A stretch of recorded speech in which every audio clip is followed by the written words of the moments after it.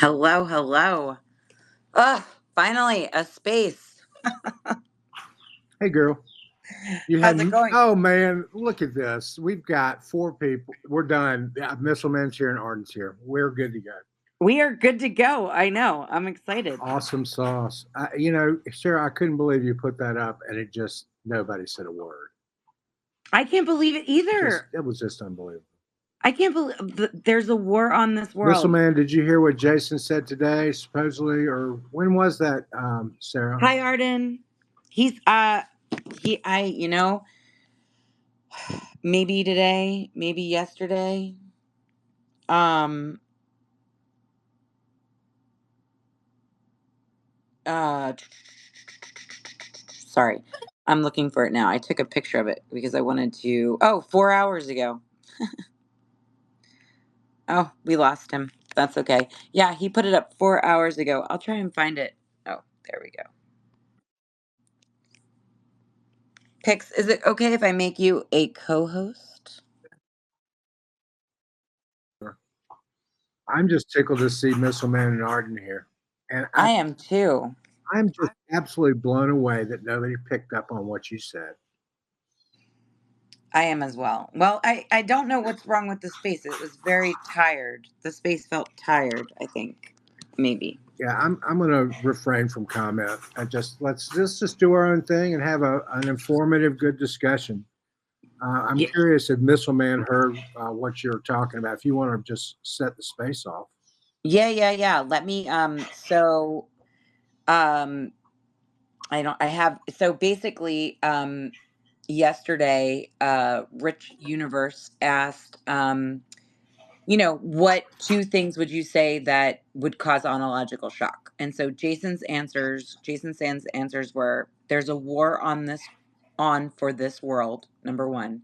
Number two, that we are probably going to be lied to by one or another NHI groups. Right. And that's fascinating. Thoughts? I mean, I don't even know what to think. I'll let Misselman lead off.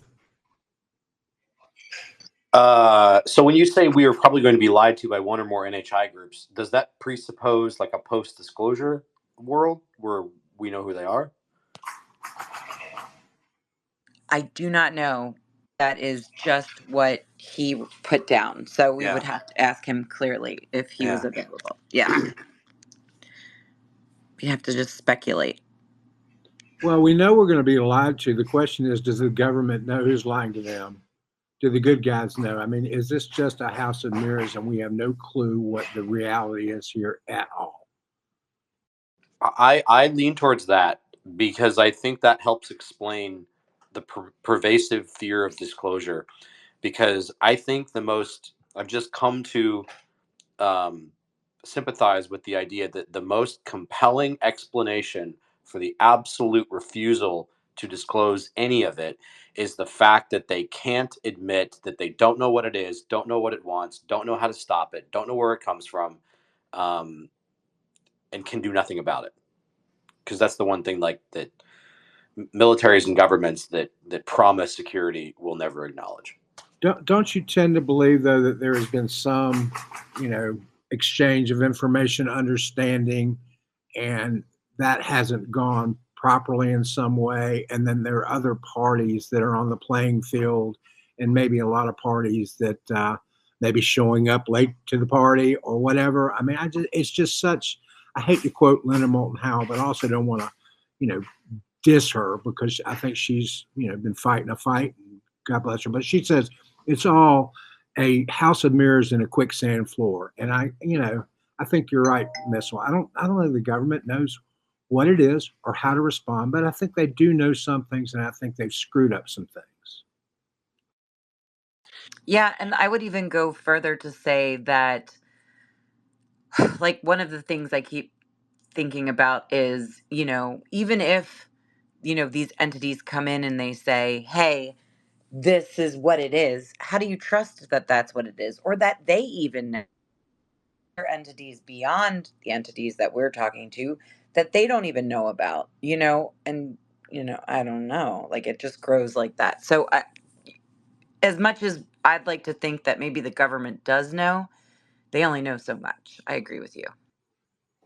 Missile Man, how about it? Well, I was thinking about the fact that particularly over the last 15, 20 years, our political landscape has become so noisy in the data that this there's always been obfuscation, there's always been lying and dishonesty, but because we all share in the internet information space now, we all have access to everything really quickly. The power of data noise has been multiplied. The power to disrupt processes and to disrupt life, whether it's governmental processes or the function of society, or, it's very, very hard. We just saw it happen with the attempted assassination. That it probably, even though we say fog of war right after something happens, you don't really know the facts all that well. I think we may have turned that on its head. I think right after a major event, probably the clearest information you'll get is in the first day or two. And then after that, it's going to be a fucking soup of just absolutely claims and counterclaims. That I absolutely expect to apply to any kind of a disclosure activity, to where, as you say, Sarah, you'll have no idea how to know what's true and what's not. Not just as a function of government dishonesty, but as a function of this really noisy information landscape we've created. It's a great comment. Yes, and I want to jump off of that. I mean, yes, exactly. And you bring up, so something interesting that you brought up was the attempted assassination. Um and this made me think about like what's going on this week and what happened last week are these congressional hearings. And These congressional hearings are happening around the time of a year ago. We had the congressional hearings with Grush and Fravor and the other gentleman whose name I'm forgetting. I'm sorry. And so what's interesting is, so I and also sorry. Let me also preface this with, I look at everything in levels. So there's societal, so there's like, you and you have, your friends argue, and then maybe there's a community dispute, and then maybe there's something happening in the city dispute, and then the state, and then the country, wars going on, and then you have the assassination attempt. But also pulling back even further, if there is a war for this world, now you have that. And if disclosure is supposed to happen, and that's the most important thing that nobody wants to have happen. Um, I mean, like, wouldn't you ride on that bandwagon of chaos and, allow the assassination attempt to happen for the basis that they would clutter their congressional hearings with, all about the assassination attempt instead of actually pushing forward and, you know, having another congressional Could I hearing? ask a question on that? And again, there was an attack on President Trump. There's no question about that, I think. But can anybody explain to me the condition of the man's ear? It's completely whole. I'm sorry, that does make me ask questions. Am I wrong on this? And that's just a side. I don't want to distract what we were talking about, because I do think that we've got to make some sense about what's going on. And I think Missile Man brings up the exact right issue about the confusion of the media space and the information space. I mean, truth almost is now fungible completely across the board, and that's a real problem. I mean, it's nihilistic as you want to get. But I don't know. I still, I, how do you?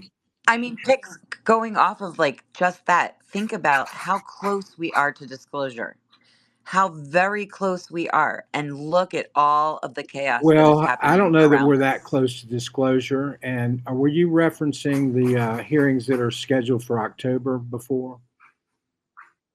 No, I was referencing that last year the Grush hearings happened on the 26th, which was just a year ago this past Friday.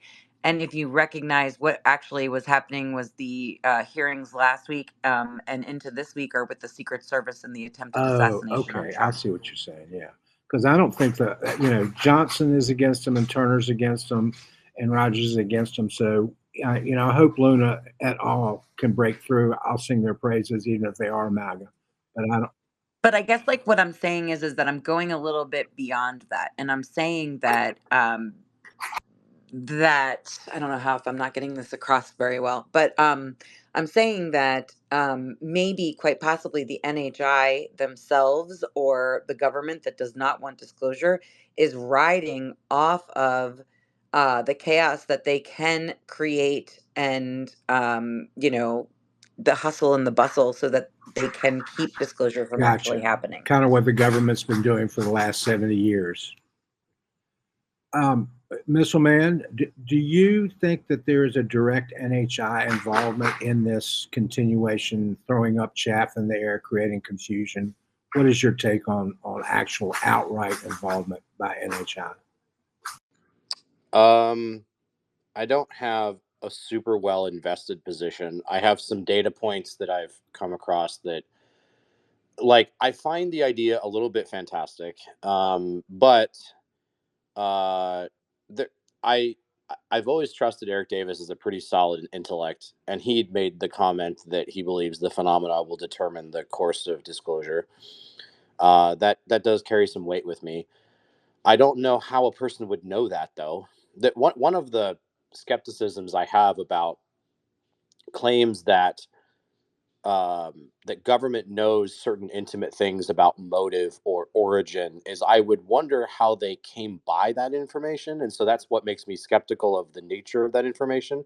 So things like that they're pulling the strings or whatever. However, I have had the theory that that the reason, there's been leaks that biologics, the grays, that the genome contains familiar strands of DNA from all around our biome, and I like the notion that a species would use a familiar template that would be compatible with this biome, and it would have some injected gene sequences from it to sort of be able to survive and tolerate the environment. And you can imagine, if that's the case, if for whatever reason this is a very nuts and bolts approach. I acknowledge. I know that there's the opposite approach of interpreting sightings and experiences as like culturally relevant, and they're sort of reflecting what you expect to see. This is the opposite side of like the notion that there is a hard and fast nature of the NHI. The other possibility is that they evolved their cloning process, and the variation on NHI that have been seen, like short grays, tall whites, Nordics, are not all categorically different NHI, but rather a chronological evolution of a cloning process that has arrived at a state of perfection, such that you can integrate seamlessly, and therefore you could have essentially, spies or whatever you want to call it, interacting, living lives as humans. Right. Um, yeah, I mean, I do think that there's a lot more. There are many different grays, the talls and the shorts, and I think they're all within the. I think there's some coordination, maybe not directly, but there's some, I don't like to say, mutual interest of sorts. Who knows? Let me ask you this, Missile. Do you think that there is a as deep a penetration as far as pushing this technology and basically the keys to the kingdom, because that's the technology from this whole, you know, NHI reality? Is it pushed so far into the private sector that now it is completely secreted out, and maybe those parties are the ones that are having direct relationships with NHI? I mean, that's something I don't think we've ever. I don't know that we've had a chance to talk about that in spaces I've been in. Over. Yeah, it's possible. I think it's difficult for me to imagine the mechanisms by which the contractors would continue to be interested in developing technology they can't profit off of. So there's kind of a limit to how much they can do in secret, because they still need income streams to be motivated, to care. I mean, the ultimate motivation for a contractor secretly developing the technology is that they've become convinced that there will be undue levels of scrutiny or oversight that will hinder what they want, and they won't be able to profit as well. I mean, unless we're entertaining some sort of darker motives, if profit is the ultimate motive, then they kind of have no choice but to be fairly transparent with the government. Otherwise, how are they going to make money on it, right? Well, I'd like to believe that, but I mean, you know about special access programs and the amount of missing money. And what if? Okay, let me ask you this. So Ben Rich said we can take ET home. I think that was an accurate statement. And there's some other similar statements that were made by him and others. If that is true, that was in the 80s. Is a possibility that they've already created their own ability to create a trade and income stream in the private realm, and that has really become a true breakaway reality? And so again, somehow it's gotten integrated directly with, because there's also stories that there's joint fleets. I don't know if that's true or not. I don't know if you buy into that, but going down this whole road, if there's deep private involvement with NHI, and that is part of what is clouding the reality that we're trying to understand. Does that make any sense? I'd have to think more about it, like this idea of a shadow economy where they're managing to process wealth and power in a way that is invisible to the broader world. It's an interesting idea. I'd have to sit down and map out some things and like storyboard it and see if I could figure out how that would work. But I mean, our world is an information based economy, so it probably wouldn't be all, particularly if there are technology ceilings on interfering with consciousness, interfering with information, interfering with knowledge or awareness. God, the sky's the limit on what you could pull off if you can remotely manipulate what people are aware of. Well, there's a lot of stories that that's possible too. Again, Jason, good to see you. I'm really timely. Yeah, awesome to see you as always. My question was, is it possible that there's been so much secreting of information within private circles that they may have created some aspect of a real breakaway reality, and they have economic autonomy because they're having some sort of galactic trade network working with whomever? Is that a possibility? Oh, he's not a speaker. Let me ask him up. He's a speaker now. Hi, Jason. Welcome to the space. Thanks for coming. I saw your answer yesterday, and it's fascinating. There's a war on for this world, but I think Pix has a question first. Okay. Yeah, I don't know if you heard it, but we were just an idea that came to me this as we were having this conversation earlier. Is it possible that the secreting of information in private military industrial complex, private hands, has gotten so deep and been going on so long that they are actually in an effective breakaway civilization and have their own trade networks and potential income streams, and that maybe we're trying to figure out what we're actually all looking at and what does it really mean and where's the confusion come from, and maybe the chaff is a coordinated effort by those that want to keep their trade routes and everything else, the status quo going. Is that a crazy idea? Um, no, the basic idea is not, because we're talking about an organization that has been very hard to get any kind of accountability on in the first place. Very easy for them to come up with revenue um, just off of some of the patents that they come up with and don't have to divulge or even compete with other private industry. So yeah, the premise that you set forward, it's pretty much how they're running it anyway. But whether or not it's just some sovereign country kind of a feel, no, they still need to um, have some care and feeding through the government, and that still seems to be part of the organization. And they're also connected to some of the private industries wants and demands as well. So they're kind of tied to the business end as well as the governmental Well, end. couldn't that support still come through special access programs and all the black money that's not accounted for? Yeah, that's what I'm saying is that, yeah, they still need their special access uh, protections. And, well, actually, it's just the lack thereof of any kind of oversight that comes through the classification through the SAP programs. And also, there's probably has to be some sort of probably presidential level authority and or congressional title authority that's been given them to conduct this business very early on, and it appears to have continued on and on and on since. So yeah, you're right, and I agree. Thanks. Can you hear me? Yep. Yep. Oh, okay, good. Sorry, I'm having like wonkiness.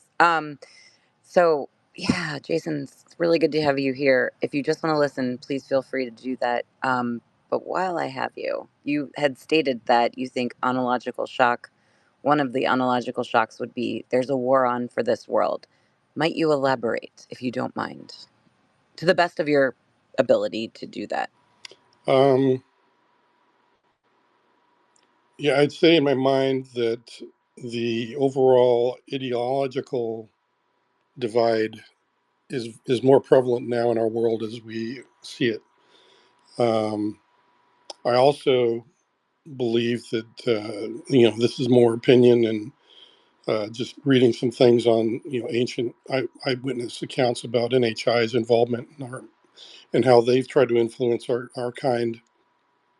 That's been ongoing for millennia, and I would suppose I haven't seen them disappear. Maybe they're being more clandestine or whatever, but they certainly are still here. Those that are for us and against us. So that's what I'm referring to is the fact that not only are human influences involved in this program, but also it seems to be a theme that's gone on in mankind's history for thousands of years. So that's what I'm saying is that this war has been kind of been being waged between, I guess, uh, one faction or another, and then the human aspect of this is whose side are we fighting on is also a factor in there. So there's the human factor as well. Are you sensing that there is a quickening of the process as we speak? I mean, I feel like we're in the saddle of fundamental change. Do you think that that's the case? It's kind of, yeah, honestly, I'm part of several different groups. Some of them are spiritual, some of them are remote viewers, some of them are just scientific, some of them are UAP enthusiasts, and others are intelligence folks. And all of them, uh, just the past 2 days, started pinging me and says, I feel like there's something coming.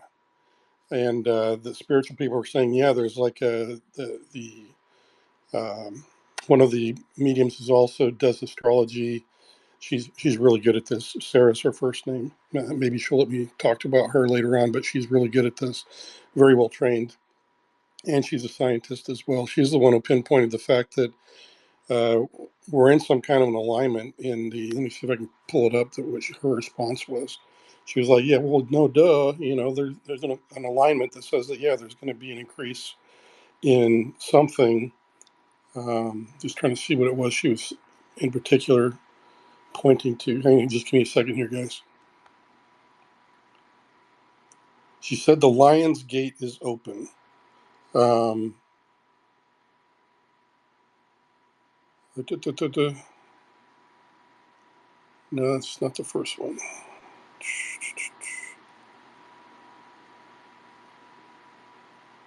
But anyways, concerning the Lion's Gate, she's saying that this alignment is where energy that is also contained in the planets and consciousness is part of that are being all being affected right now because of some kind of an alignment that's called the Lion's Gate. So wow, she went into the 5D dimension on this. She, like I said, she's so smart. Um, oh, here we go. This is the first one that kind of described it. Of the things from the spiritual world right now, Lionsgate is on 8/8 or July. Uh, yeah, July, August. So August 8th of this year. Right now is pre-shadow for Mercury retrograde and a few other planets causing some chaos. And the planet as a whole is starting to activate back to the ascended dimension, which is 4 and 5D, or 4 and 5, fourth and fifth dimension. So there's lots and lots of movement of energy right now. And that's how she described it. But other people who aren't as well versed as she is have been also saying, I feel weird today, or, something's going on. And there's other people that I know also that have been saying they're being contacted by certain people, higher up people in our government, to discuss some things that are going on. So there's also movement here on, even in our own government. So, yeah, there's something afoot. Sarah, if I could, real quickly, Jason, I'd be interested in your reaction to something that was sent to me. I'm not going to tell where it came from, but it's somebody that I do trust, and I'll read it real quickly. What would you do if you were invited onto a craft and shown the future of mankind, not just through a story, but physically taken to various timelines in the real future where unfortunately the ending was cataclysm? Truth be told, there's no savior in this timeline. In fact, what will happen over the next 7 days, and this was sent to me 2 days ago, will shake humanity to its core. The basic foundations of religion and the reality of this phenomenon are about to converge, an event that will result in the veil being lifted. Here's the point, and I don't like dates, but here's what it says. Make sure you have a good set of earplugs, water, and do not turn off your TV on 8/4/24, August 4th. Do you have any comment in response to that? Wow. Wish it was a little more specific what your friend was saying, but I do feel like some of the stuff that I've been hearing is just kind of like along the same lines of like, yeah, some people are calling it doom and gloom of one thing, but there's also the birth of another at the same time. So I also feel hope that this is just the confrontation of like I don't know how to put it, standing up for yourself, in other words. And there's people that are going to oppose you whenever you stand up and say, oh, yeah, I'm going to put you back in your seat and try to take a swing at you. That's kind of how I feel about it. So I don't think that we're ever down and out. I think that's one of our strongest attributes is the human race. Uh, Now, spiritually, I think there's a lot of scripture that says that, yeah, the spiritual war is going to take place. And that some of us will have to participate in that. But in the end, we still have a remnant, or there are others that are chosen during that time frame. So there's always hope that we're going to survive it.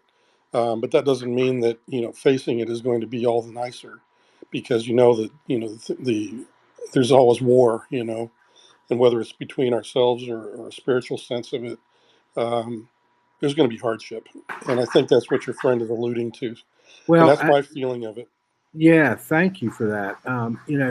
My feeling is I'm always wary anytime anybody cites a specific date, and the immediacy of that date is the one that I'm like going, wait a minute. I mean, I don't think that that's usually helpful to pinpoint timelines down. But um, again, I thank you for your positiveness in general. Over.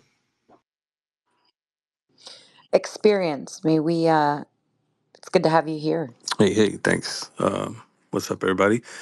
Question is for Missile Man and Jason. I guess you can answer this too. So I was going through just a list of people that I would like to hear from, either in a congressional testimony or even if it's just an interview or some kind of public statement regarding programs and the phenomenon. So I have my list of like kind of like the OGs that we've heard from through the years, like Hal Puthoff, Eric Davis, Kit Green, Jim Lakatsky. Elizondo's about to drop his book. Who do you think, in what job roles would you want to hear people come out and either be a firsthand witness or even a whistleblower regarding the USAPs, and what kind of job functions would these people have that you think would add or shed some light to this topic? I'll let Missile Man go on that one for now. I don't want to take over the whole thing. I just want See what Missile Man has to say. Okay, sure thing. I would definitely like to hear from a middle program manager at a contractor, because I think they would have more visibility than you might think. They would have to know, they would have to effectively fuse progress reports from a lot of different technicians and scientists. So they would know more than any one scientist, probably, at least on one project.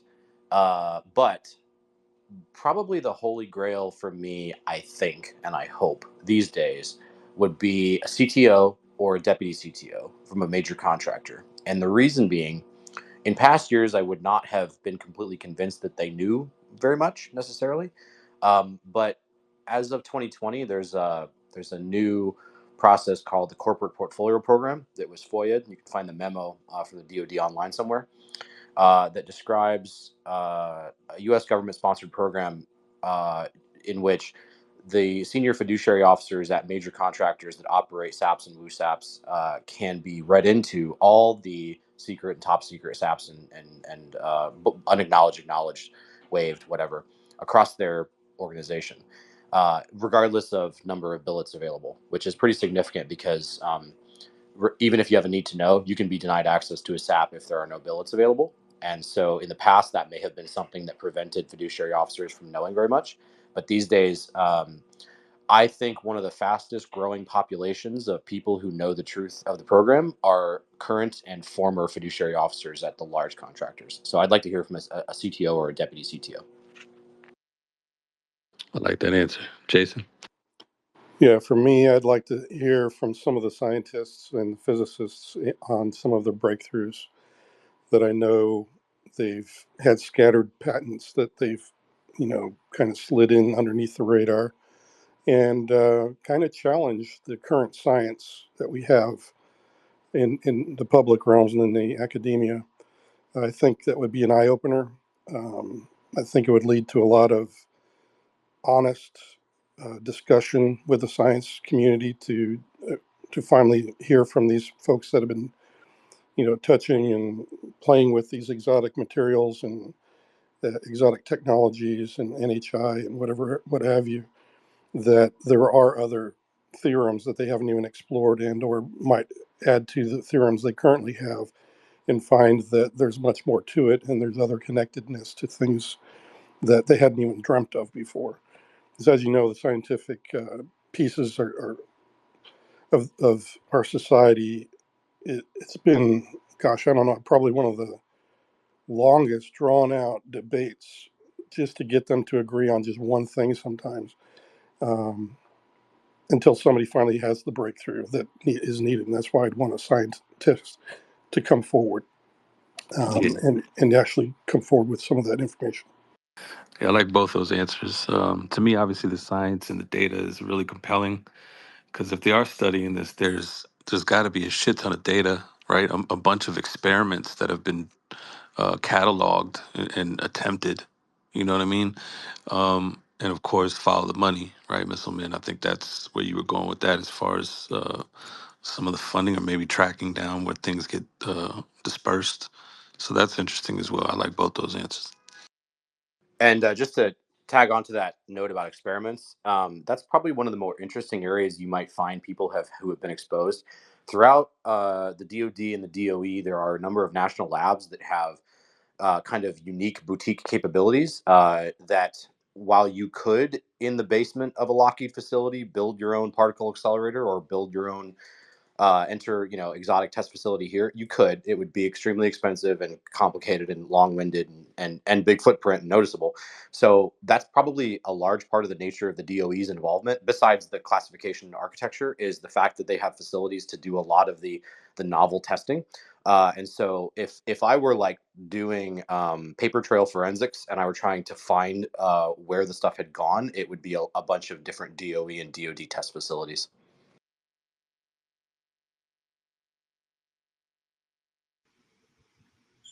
UFO intros and then UAP Europe. Yeah, it seems like some of the directors of these private companies like Northrop Grumman or Raytheon could be good to subpoena, honestly. And then Elizondo, if I recall correctly, said he would sing like a bird if he was subpoenaed. That would be cool to see. And I just, on that note, Jason, I heard you had a dinner with Elizondo in the past week or so. I wondered if there was any light you could shed on that, if there was like an overall impression you received from Elizondo. Yeah, how that conversation went. He was mainly there to support me and some other folks, and just overall, great guy. Finally got to meet one of my biggest heroes, kind of moment in my life. It was the first time I got to meet him face to face. So it was pretty awesome, actually. But yeah, that's all it was. We just had a lot of talking about different things. Um, and yeah, he was put out about some things that had happened to him, but it's all a misunderstanding. I'm glad we kind of cleared up some of that this past week. So I'm just happy that he's doing well. He's still looking forward to his book coming out, and that I got to meet him. So it's very nice to do all those things this past week. I feel good about it. There's an uptick in my life after all the crap I've been through about my job.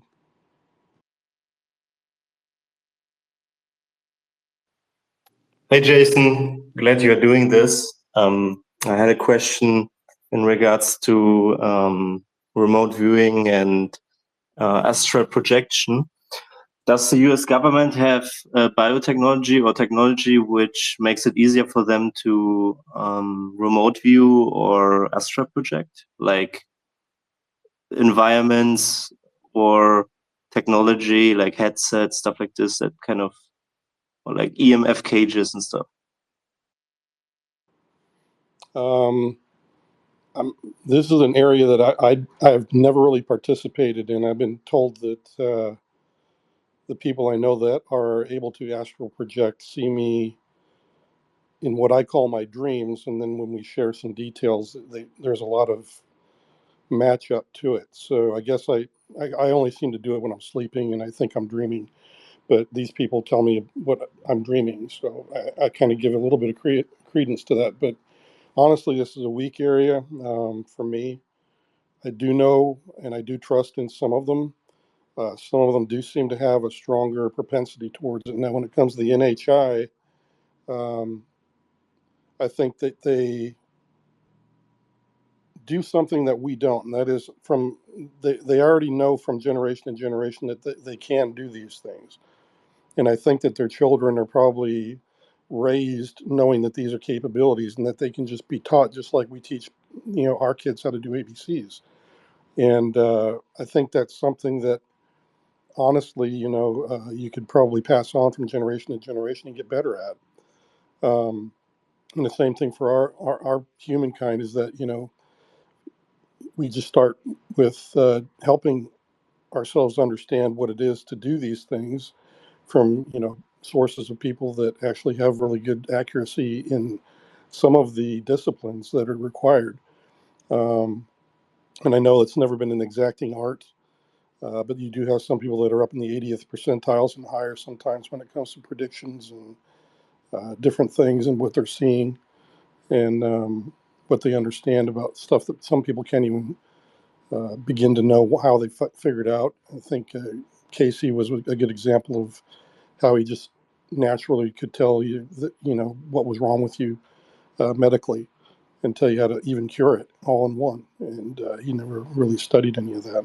So that I found was kind of an amazing. And there's still people like that out in the world today. So that's kind of my response is that, yeah, it's possible. Yeah, you can, I've heard from the people that do it well, that some of them are trained in it and that does improve the capability. So it does, but I think that there is just like with any other skill set, though, there is I guess, an inherent biological makeup that you have that makes you good at a certain thing. And perhaps this is another area also, even with the NHI, that some of them are really good at astral projection and maybe some of them suck at it, just like we have, humans that do the same.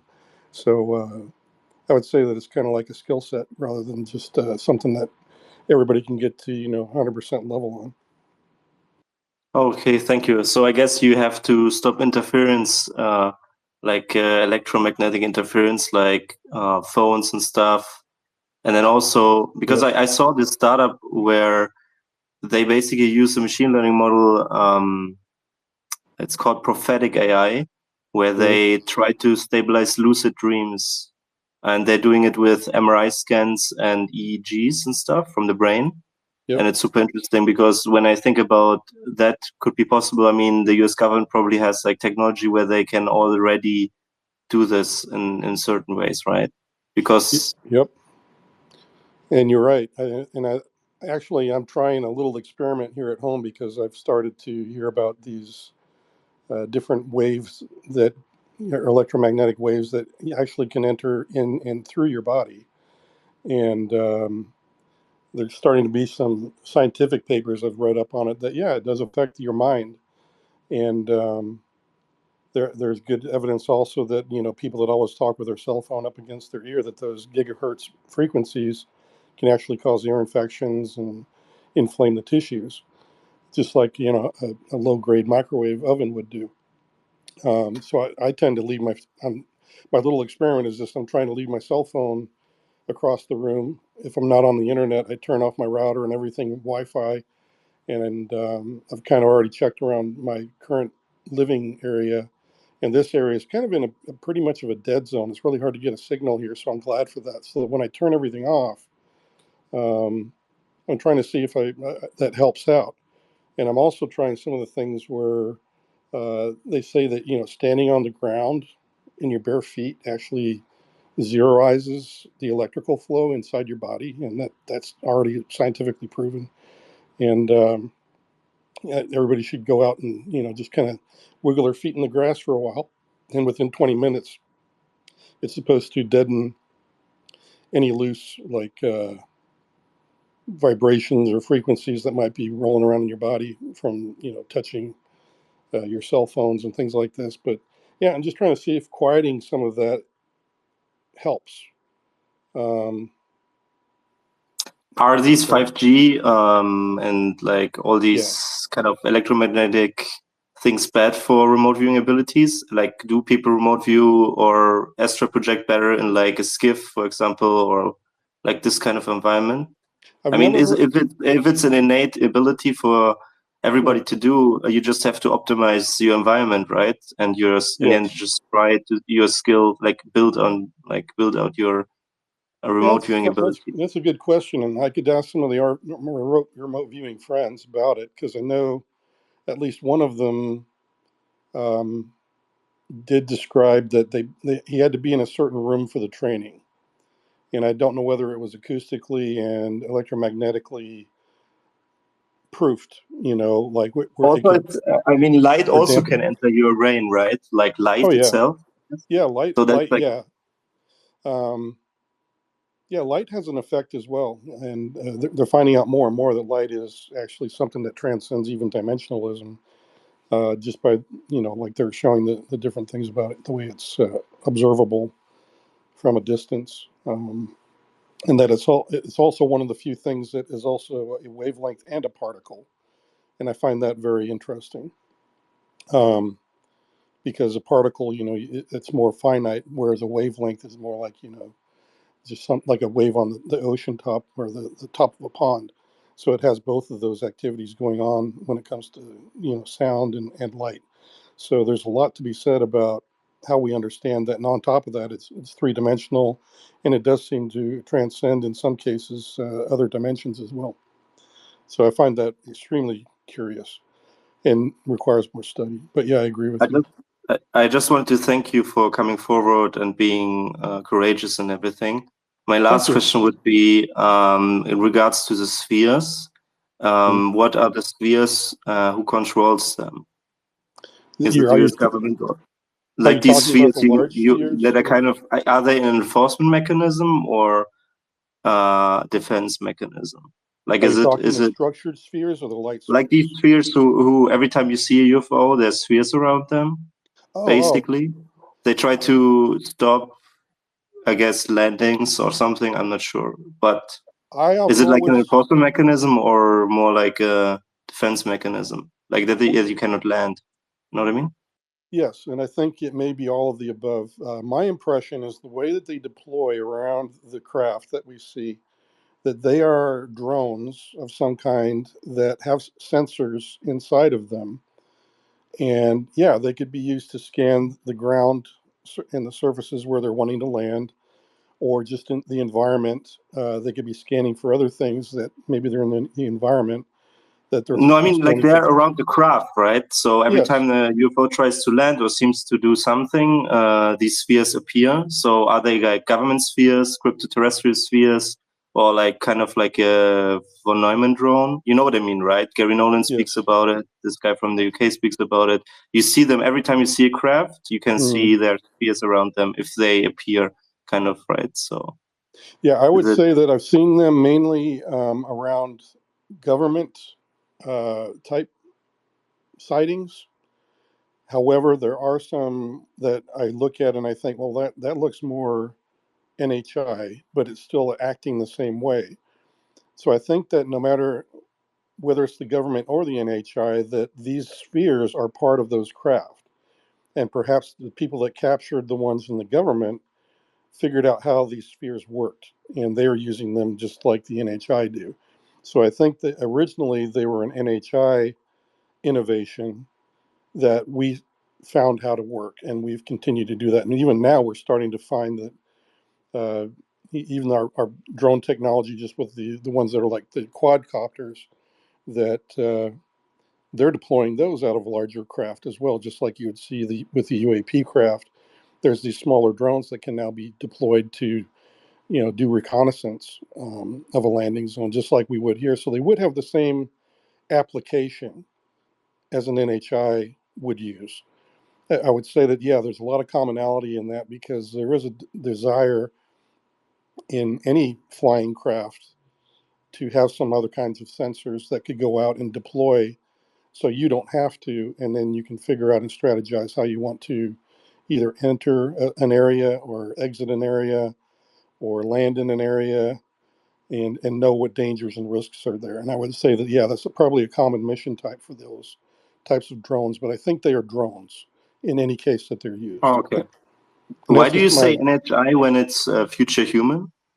UAP, if you wouldn't mind, just hold on a quick sec. We have some other hands that I'd love to get to. Yeah, Kraft Craftbeard is has been waiting first. patiently. No, Kraft and then Yeah. Jay Just and then me.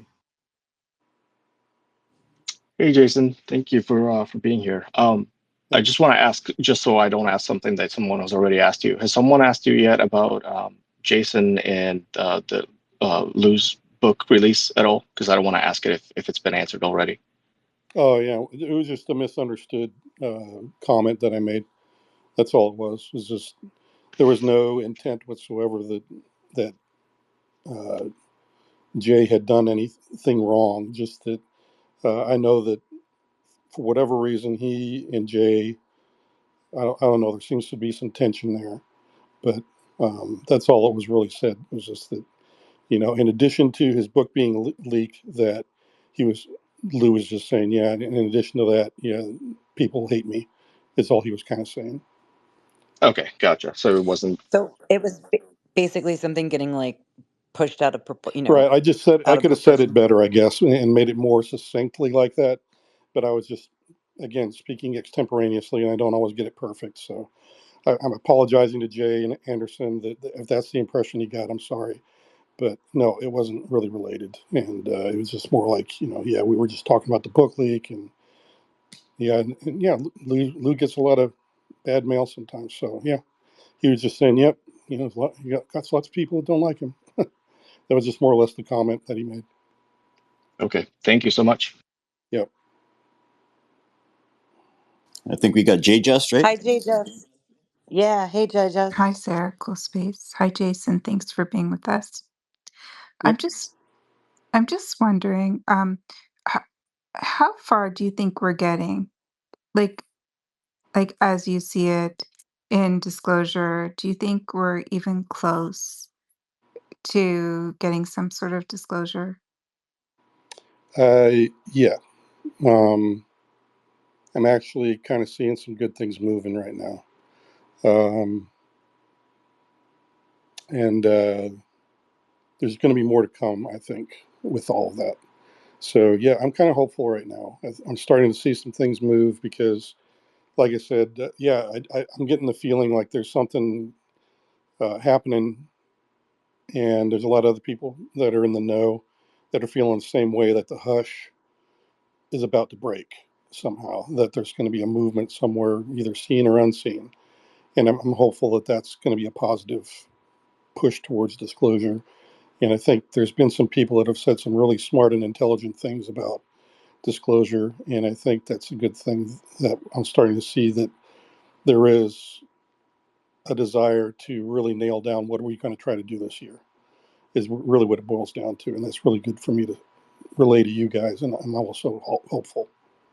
Do you think our government's going to go along for the ride, or do you think it's going to have to be individuals? They're going to have to generate that kind of hope.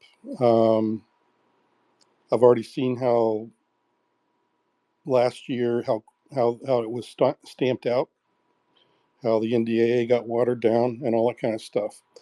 Um, so yeah, there is a resistance there, but I don't think it's an impossible resistance. And I think that from just the environment, and that the Pentagon itself is thinking about disclosure more, and I think that they can see that there's a win-win in this for them, because if they give a little bit, they don't have to give up everything, to include national security. They should never, we should never demand of them that they do that. But yeah, they can admit that we're not alone, and that I don't think that any of the fears for doing so is really bad. I mean, yeah, there's always people that are going to freak out, even at a spider, um, and that's just the way things go. And I think we got picks now, and then can I jump in and then Larry? Is yeah, that so good? that's Or just do the you? way I feel about it, though. But yeah, Yeah, I thanks. do feel good about disclosure. So go All ahead. right. Picks, I think you're up, eh? And then I'll jump in and then Larry. And we can recycle. Are you there, Picks? I'm sorry, I had my button off. I'm sorry. Thanks, Rich. And Jason, thanks. Jay Justice, as usual, we're mind melding. You stole my central question. You do it. She does it all the time. It's freaky. If you want to think of another one, come back. No, no, no, I'll no. go. I got it. I got. All I right, just brother. want to follow up a little bit. So, I'm glad that you're feeling, Jason, that there's some movement. Yep. I personally think that they're going to try to cancel or get in front of the hearings that are talked about for October. But that's not really the question. Behind the scenes, you're like behind the veil to some degree. Do you feel like y'all's group of patriots, Grush et al, you plus plus plus plus plus? Do you all as a group feel like you're in the place that you want to be? Um, that's a good question. I haven't really asked any of them. I know we all have our own expertise areas, and I know each of us are working hard in those areas. I think what we probably need to do is have some real, roundtables amongst ourselves and figure out, what parts of this can we make public, what parts can't we make public right now, because some of this stuff is classified or is going to require further analysis or further coordination amongst everybody involved, because it's gotten quite large uh, after a while. So I think that yeah, we are very confident in what we know. We're trying to coalesce, and I'm starting to see, and I guess what I'm alluding to is that yes, I'm starting to see more consensus. And when you get consensus, that usually leads to a path forward. Amen. So I think that's going to help spearhead what we're going to try to do, and it's probably going to be a multi-pronged effort too. Last part of this, how regularly, and is there some formal, even if it's private process that you all, I mean, are you all talking on a regular basis as a group, or is this all Oh individual yeah, one-off stuff? yeah. It's not like a periodic meeting. It's not like every second Tuesday. No, we don't get together like that. We're all talking to each other and texting each other like we do here on the social spaces. There's some people I contact, 2, 3, 4 times a week. Other people, depending on what's going on, I increase to that same level, and then it dies off for a bit, and then we get involved again. It's just like with James Fox doing his movie. We talk sometimes, and sometimes he's just really busy. Right. Jason, Hey, once thanks. again, thanks for Oh, your level head and your service, and your taking the time to be with us, and your hopeful attitude as a general rule. You're really inspiring to me. I'm serious. Okay, who's hey, spanking their thanks. meat? I can hear somebody spanking their Hey, meat around here. that's not me, but I'd love to ask you something there, Jason. You mentioned that you talk to the other guys quite often on text and whatnot. Um, I've heard you say it, and I've heard myself say it, and many experiencers in ufology call our soul a resource. Is that something that you could dive into on here, or is that something that you would rather keep to yourself because people are finding that hard to believe? Soul a resource, as in for whistleblowers or for I don't know what information? yeah, we call the soul a resource from the NHI's perspective. We don't. Oh, Some people hmm. do. Okay, some people in ufology do. Sorry if you don't. I've got a specific question here. Well, I would say that soul mainly is there as a group of the masterminds, and they want to you know do what they did and give out the information to the public, on like I did with that series of videos that they had on different topics. And I think that was great, and I think they're going to do more and more of that. As a resource for NHIs, yeah, if the NHI decide to utilize Soul's brain power and I don't know, I guess public outreach for whatever reason, they could do that. I don't know. I've not seen there's a connection there right now. Okay, Um, I appreciate it. I, Thank you. I wonder, Rich, if it could be an energy thing. Yeah, I mean, the Um, terms we use is very different, right? So I'm just trying to wrap my head around it because we all use different forms and we try to articulate it differently. So, but yeah, I think so. thank you for your opinion. I appreciate it. I really do. Yeah, that's kind of yeah. I would just say I'd stick with what I'm saying there. Just that Soul is just there for the information right now. I think we got Larry and then Jay Just again. Hey, Jason. So you are an experiencer now, and you've experienced telepathy with a ET. So you're definitely in the category of an experiencer. And I was in a space with Eric Mitchell the other day, and I threw a theory past him, and he agreed with me. And the theory was that we're in a logjam, right, with the government. And I do understand that there's still some hope that we can get something out of these hearings, but my hope there is only about 30% now, because I've seen, and you've said yourself, Jason, that you've already given, and David Grush has already given Congress You doing. broke.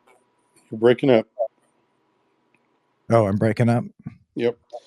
Shit. Well, I heard the part where you were saying that we all provided evidence. Okay, am I still breaking up?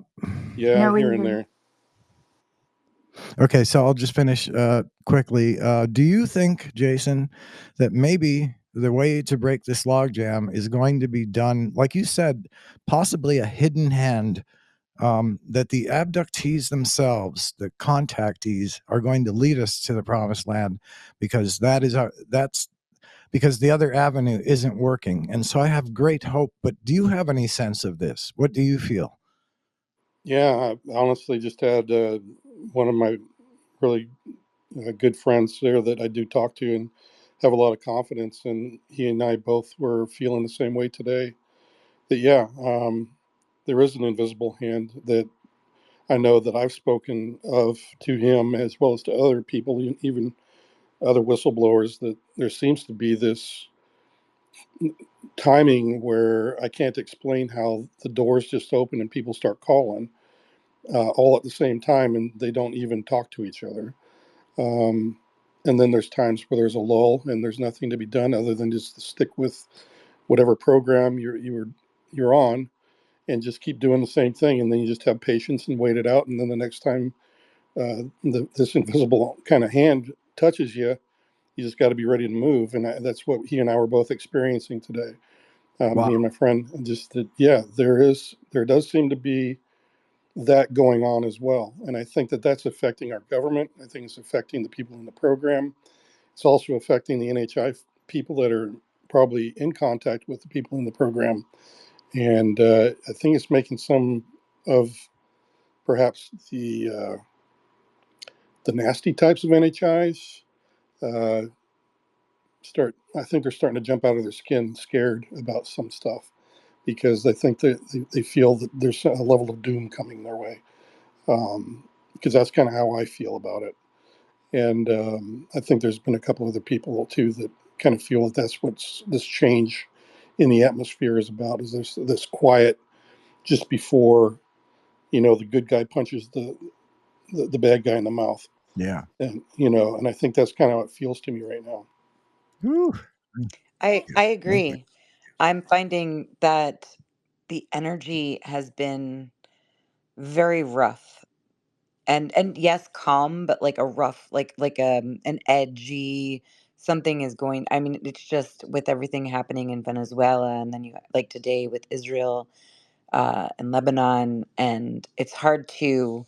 Um, I don't want to get into all of that stuff, but it is hard to actually, this kind of goes. I was waiting. Missile Man said that he would be back. I was waiting. I wanted to ask him this question, but I want to throw this to the panel if anyone has any thoughts about this regarding the feeling that we're having today. Um, this unsettling feeling up, even with our own the next 100 days, is going to be rough. Everybody keeps saying it. October surprise and so we're all kind of on the edge of our seats. Maybe there's infighting with our families and friends. Tensions are running high. Um, I feel like that there's nothing in the political, atmosphere that any really we can do, or even the world atmosphere, but sit back and watch and read the news that pops up on our phones. Yeah, I think everybody Um, feels like we're heading towards the end of an empire or end of times kind of thing, but it seems like it's being accelerated in Well, my view. yes, it does feel that way, but really, really quickly, my thing and my question for the panel is, that's like the worldview. But now, if we add in the NHIs and quite possibly, all of these things that are going to come out in the next couple of months with the documentaries, possible congressional hearings, what is it that we quite possibly are we just going to like are we all just pawns, are we all just walking around reading things as we do? So is it going to be that way with the NHI stuff, or is everyone going to be somewhat involved in that, other than conversationally?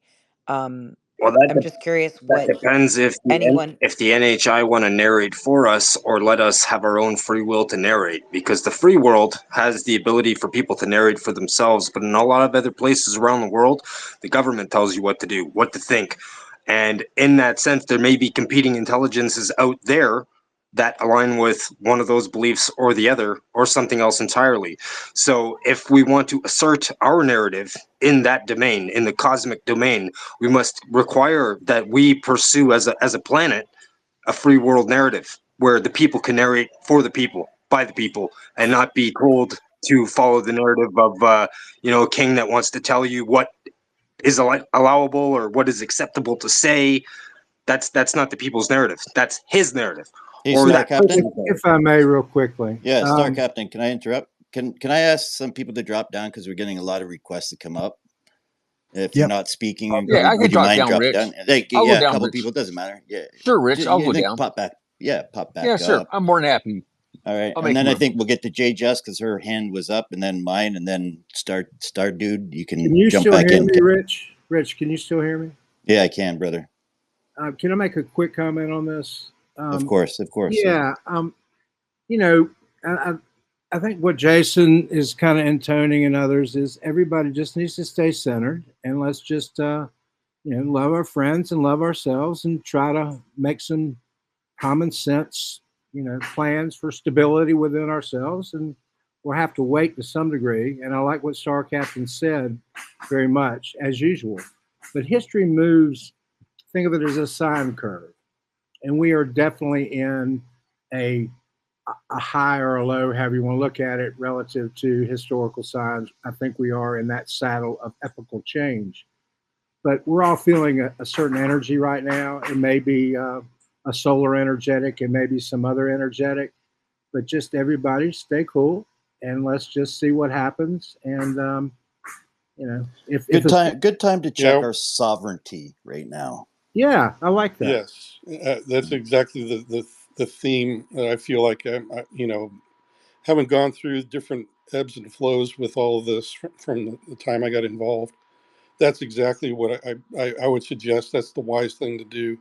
I've always, just from my example, from my experience, I stay doing what I'm doing.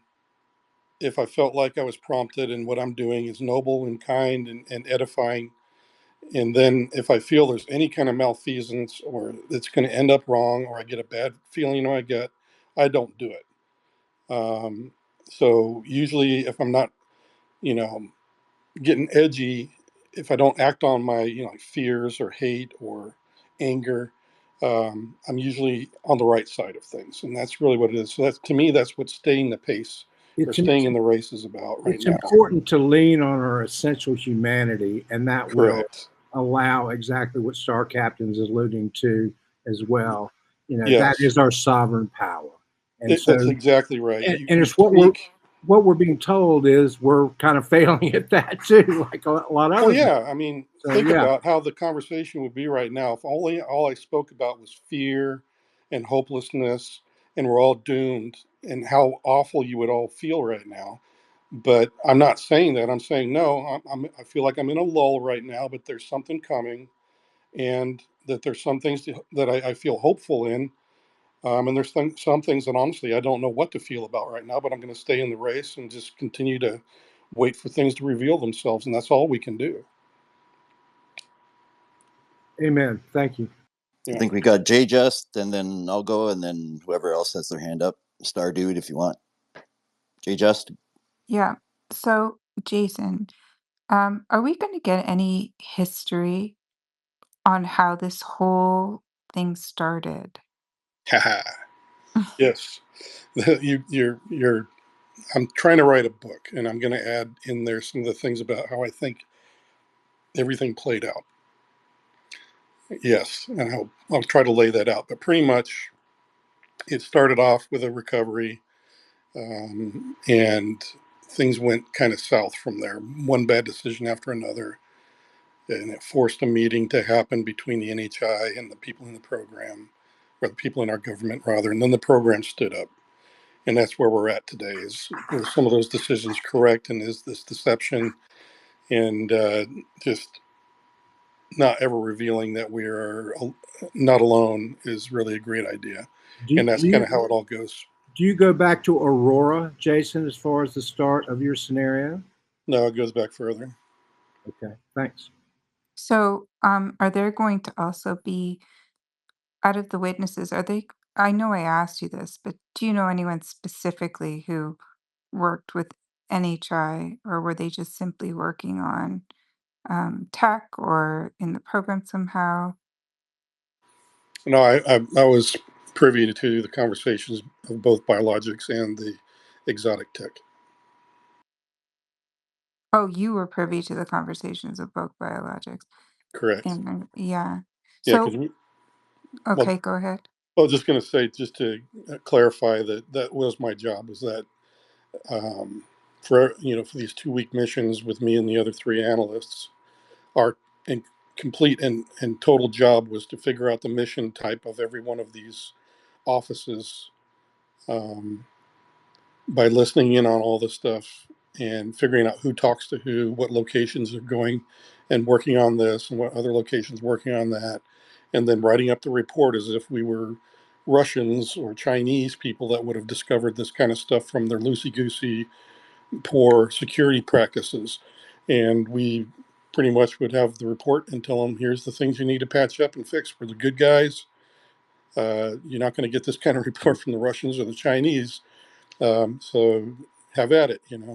So it was really good to hear some of the stuff that they were trying to do. And I got quite a broad spectrum of information within the first 6 to 8 months, let alone the next couple of years, that really, you get a really good idea of what's going on in all the different spaces, all the stuff that's vanilla as opposed to the stuff that's exotic, as opposed to the stuff that's part of the biologics and all this other. It just all started falling into place.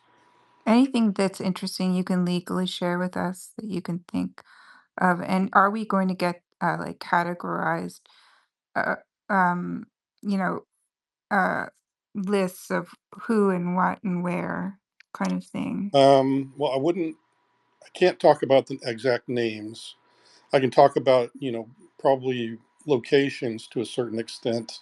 I don't think we need locations. We need like who and Oh, wait, hold on, Jay. Just let's get. Yeah, let's you know what? I'm gonna skip my turn. Let's do Star Dude and then UFO intros. Oh, no, no, No? no, no, no. Hold Okay, on. go Well, ahead. she just No, wants no, to no. Yeah. clarify her question. Oh, my bad. Yeah. And then also, I would love those locations. Yeah.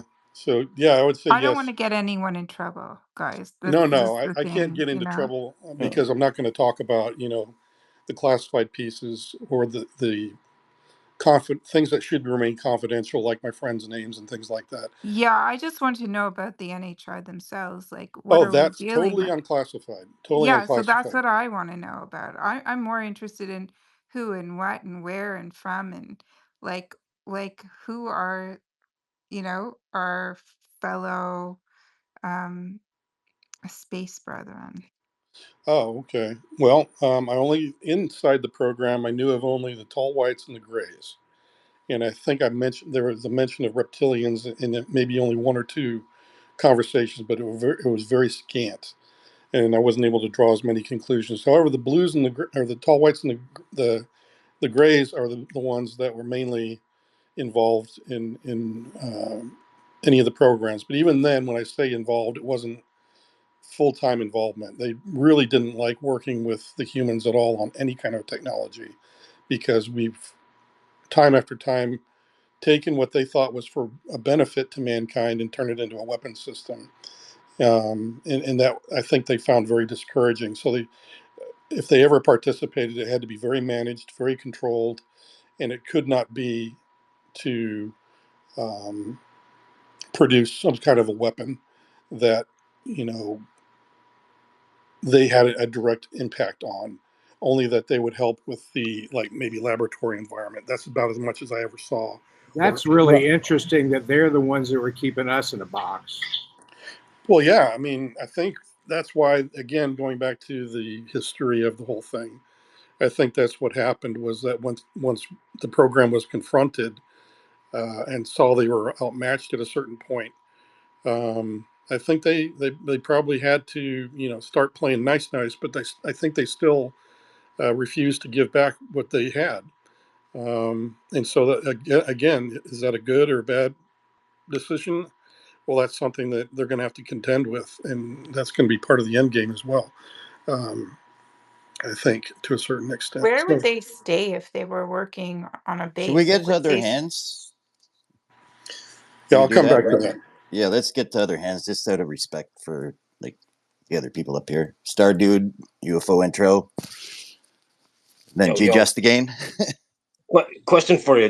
In the biologics programs, are you aware of there ever being any cases of prisoners of war that we may have captured outside aliens and actually like kept them prisoner for nefarious conduct? Um, no, I'm not aware of anything like that. Nope. Sorry. Second question, then I'll pass it on. Is there any connection with the claim of biologics being tied to other terrestrial animals, say like cows being found in like downed UFOs? Yes, that would be correct. Thank you. They are tested also, and that's why some of their tissues are used. Just like we take, pigs' blood and try to make plasmas and things like this, is because of some of the different substances that are produced biologically by these animals that are unique. They're for medical purposes. I'm assuming because biologics Yeah, is technically a medical term. yeah, Yes, I'm just trying to address the animal part of it. But yeah, there's experimentation on that as well. Just like we do with our our environment. They have the same desire to do the same thing. I want one last question, then I'll pass it on. Do you know if they have any sort of interest in cows, and specifically for any sort of purpose other than medical, like potentially terraforming? I don't know the specific things that they utilize each of the organs on. For the cows, I think that people that were in the biologics program probably did, and they probably still do know why. However, I think most of it was kind of attributed to NHI presence, and I'm not sure. I think the black helicopters were just people that showed up on the scene after it already happened, kind of thing. Um, I just want to jump in really quick. Um, Jason, this is amazing. So you're confirming the fact, and I think we already, most of us knew that craft is classified, but NHIs are not classified. Why would they not keep the NHIs classified? What makes it? I mean, I get that the craft is, oh, weapons of mass destruction and whatnot, but um, I mean, NHIs would prove, that they're real, that everything's real. That would kill all the debunking, So I'm just very curious as to why one is considered classified and one is considered not declassified or I unclassified. think they want us to study that because if it bleeds, we can kill it, but they don't want us to have the warp speed nukes. It's right, for and that's Jason, really brother. yeah, because I think ultimately the NHI presence here doesn't really care what the program people think at all. They don't think what our government thinks is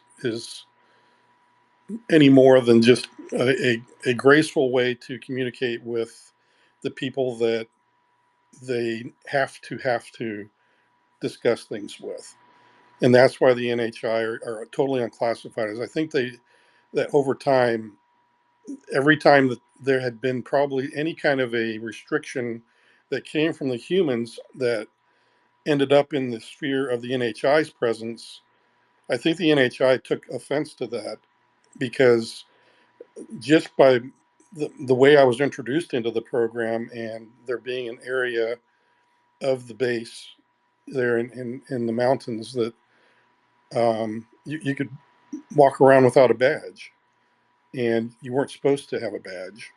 And that's where, Mr. Hall's story comes in.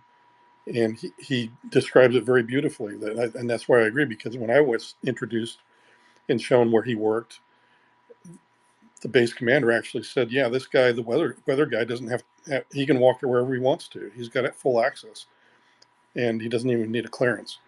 And it's exactly the way that Mr. Hall describes it. So the reason that person's allowed to roam free is because the NHI want it that way. In other words, they wanted those grounds where they live to be left alone, like an embassy would, protected by their own sovereignty. In other words, they don't want all these human influences in their lives to have to deal with all of our laws and everything else on top of everything they're dealing with. I mean, I think for the most part they try to be gracious about that, but when it comes right down to it, I don't think they're ever going to allow any of their citizens to be thrown in jail by us unjustly without some kind of a consequence. Now, whether or not they're more patient about it, like I think they are, that's why they're waiting till 2030s or whatever to come back and demand everything back. Is they gave everybody an ample time in the program to return everything and the prisoners and all that stuff. So yeah, there's a lot of things that go into that statement where why is it classified and unclassified? It's because they are their own people. There's some disclosure, people. Thank I you. think we got UFO intro. Then I'll throw up my hand. I'll give it back to Jay Just, and then I saw Missile Man come up. So if you got a question, you're out. You can jump in. But go ahead, UFO intro, and then Jay Just. I'll come in at the end. Thanks, guys. Jason, I have a couple questions. I wanted to know, do you believe that there is a group of people, or even like a full-blown breakaway civilization, if you will, uh, who are not beholden to the people, through congressional oversight, who are in possession of this technology? Yep. Can you shed any light on them? How long have they had this technology? Who are they? Um, let me say I'm working on that piece, and there's a lot of other people working on that piece. There seems to be some people in Congress that are read in. There's some people at Secretary of Defense that are read in, and there's some people below them that are also read in. And then it goes into the military departments, and they have other subcompartments, and it just kind of waterfalls and cascades down to the people that are actually working on the material at the tactical level, or hands-on level of it all. So you're talking about a multi-tiered set of processes, multi-tiers of umbrella SAPs and sub SAPs that all are part of this entire outfit. Does that make sense? Yeah. So these are tangentially connected to probably U.S. military stuff. Probably these aerospace companies, it sounds like. Yeah, I think if there'd been a more of a human face to this, I think there had been disclosure a long time ago. But because it's been within the military sphere, for whatever reason, I guess the NHI also prefer that, and I can see at least analytically why that might work for them as well. Is that they get a level of distance from our government, but they can still ask for lands like up there in Nevada, uh, and ask for them to be given like an embassy that's controlled access so they don't have to deal with humans um, messing with them. It's kind of like, you get to be, an NHI, you become a celebrity right away if you want to go public. And, it's kind of one of those things where, is that really what they all want? Maybe some of them do, maybe not all of them. And again, they're a society just like us, so they have people on both sides of it, just like we do. Some people for disclosure, some people against it, some people just don't like it, some people don't care. Um, yeah, so that's kind of how it goes, I guess. Okay. And then do you think that the NHI or humans who have some of this technology, are they able to, I mean, do they have a completely new breakthrough understanding of time and space? Are they able to manipulate time and space? I think they have a lot more idea about that. That's why I was saying that if I had my wish of who could come forward, I would say it would be a scientist or a physicist that's been working on those. Yeah, I totally agree that they probably do have a better idea that maybe even current science and academia is not allowing to be known, and it seems to be controlled to a certain extent.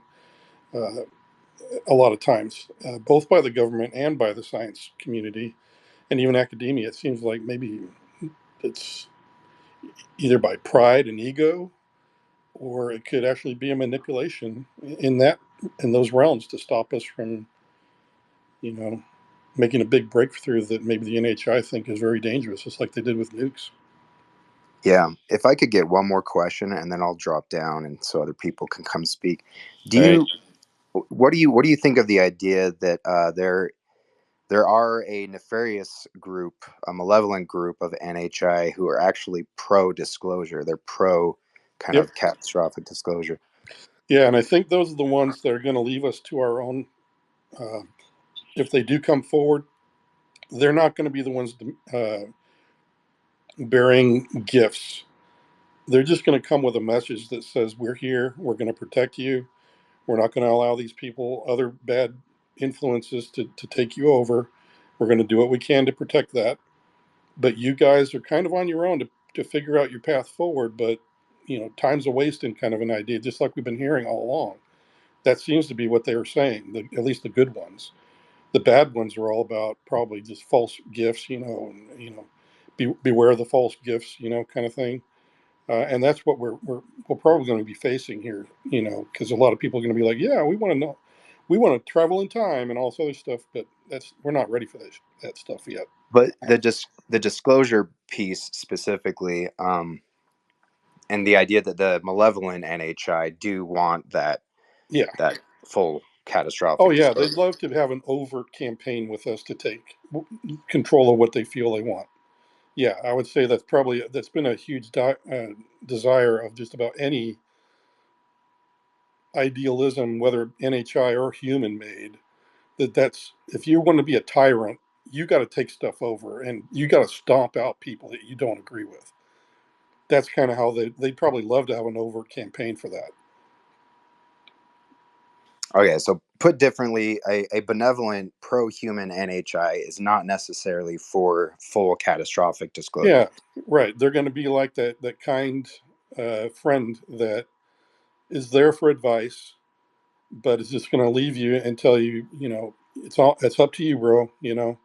I gave you all the advice I can give, and it's totally up to you how you walk out of the house now, and whether you get in that car while you're drunk or whatever. It's on you.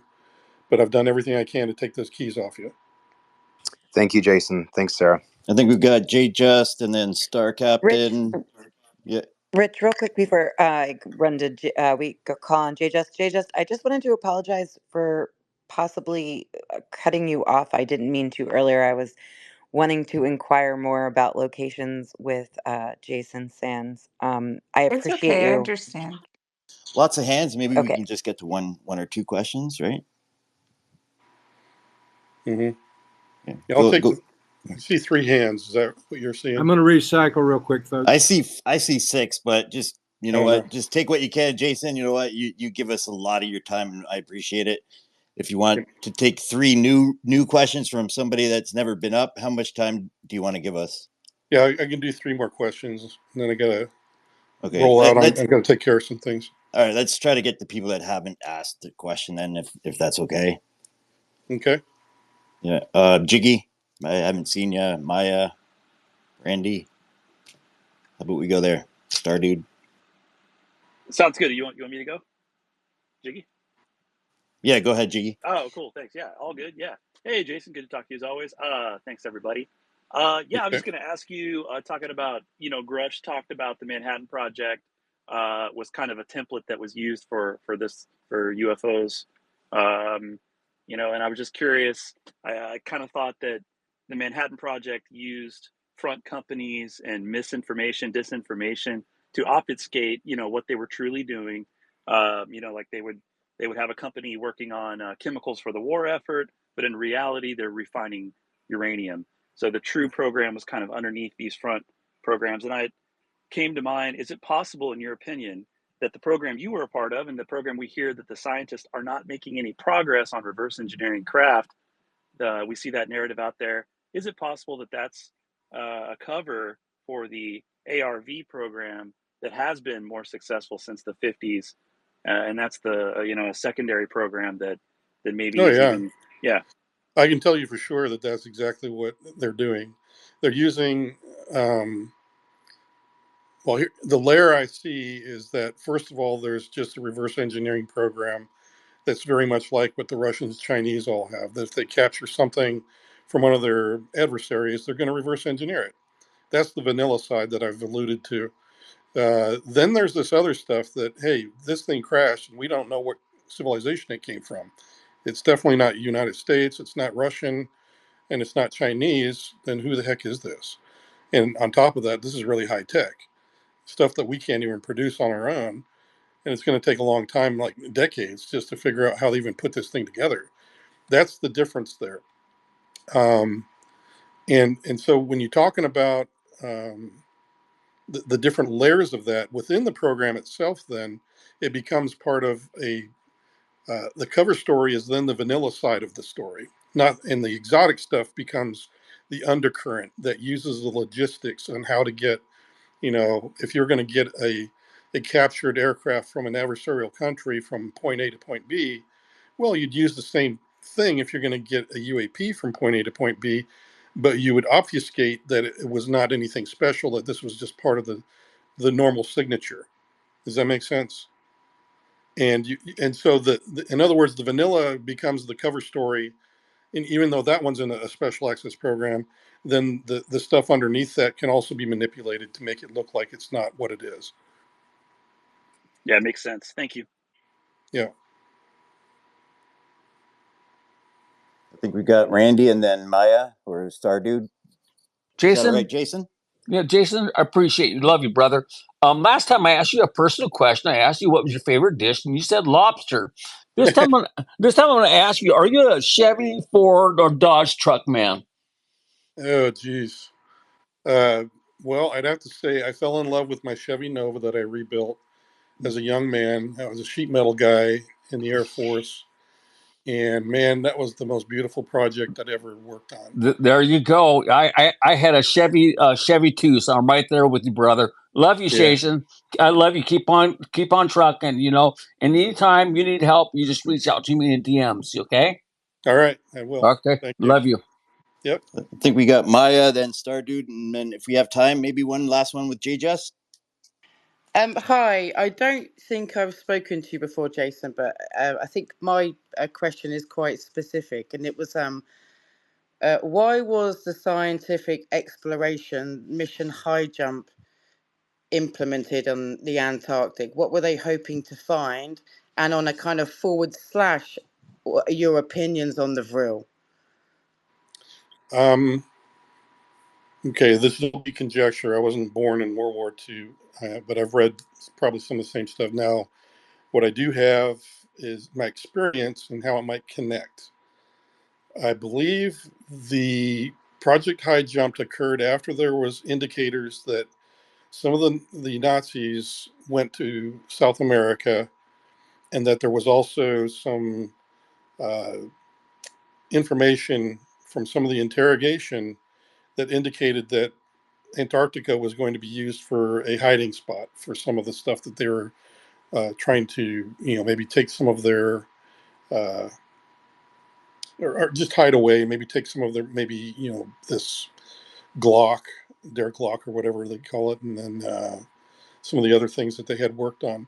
Because if they did get the Hannibal working and they were able to use that craft to get to one place to another, they could have logistically been doing a lot of stuff back then that was completely undetectable because they don't have the same satellites and everything else that we have at that time. So they could have literally been doing some things that I think that's when Emerald Burden and those guys had to go down there to verify because they were hearing all kinds of rumors of these strange activities about this, something was being moved, and it looked like it was headed towards Antarctica. And these ships and the ship, what do they call that? The lading documents were kind of doctored up and things like this. And so there are some breadcrumb trails on all of that. And I think that perhaps, yeah, it's quite possible that that happened, and that, yeah, if there was a world power at the time that was going to be shaking up the balance in those years of our most recent, past century, that, yeah, maybe, some of the Vril are some of those evil-minded ones that would have favored, a tyrannical government taking over the world. And maybe that was another attempt that maybe we're going to see time and time again over time, that they'll try to manipulate things to their advantage until they finally think it's time to try it all over again, and maybe we're going to end up that way. So that's what I think of the Vril.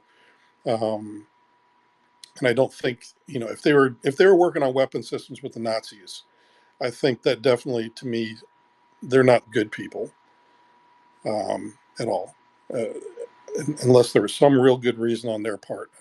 But yet, I have not logically been able to come to that conclusion from what they were doing, because everybody knows that the Holocaust was just wrong. I mean, genocide is just wrong, and to participate inhumane. And for the Vril to have known that and allowed it to continue, and maybe even strengthen it, that would have been a really bad position to come from. So that's what I got to say about it. But yeah, that's my conclusion. Thanks, Jason. I think we got. Is it all right if Star Dude goes, and then we'll end it with J Just, and you can head out for dinner? Yep. All right. Thanks so much for tonight, Star Dude. J Just, take him out. Over.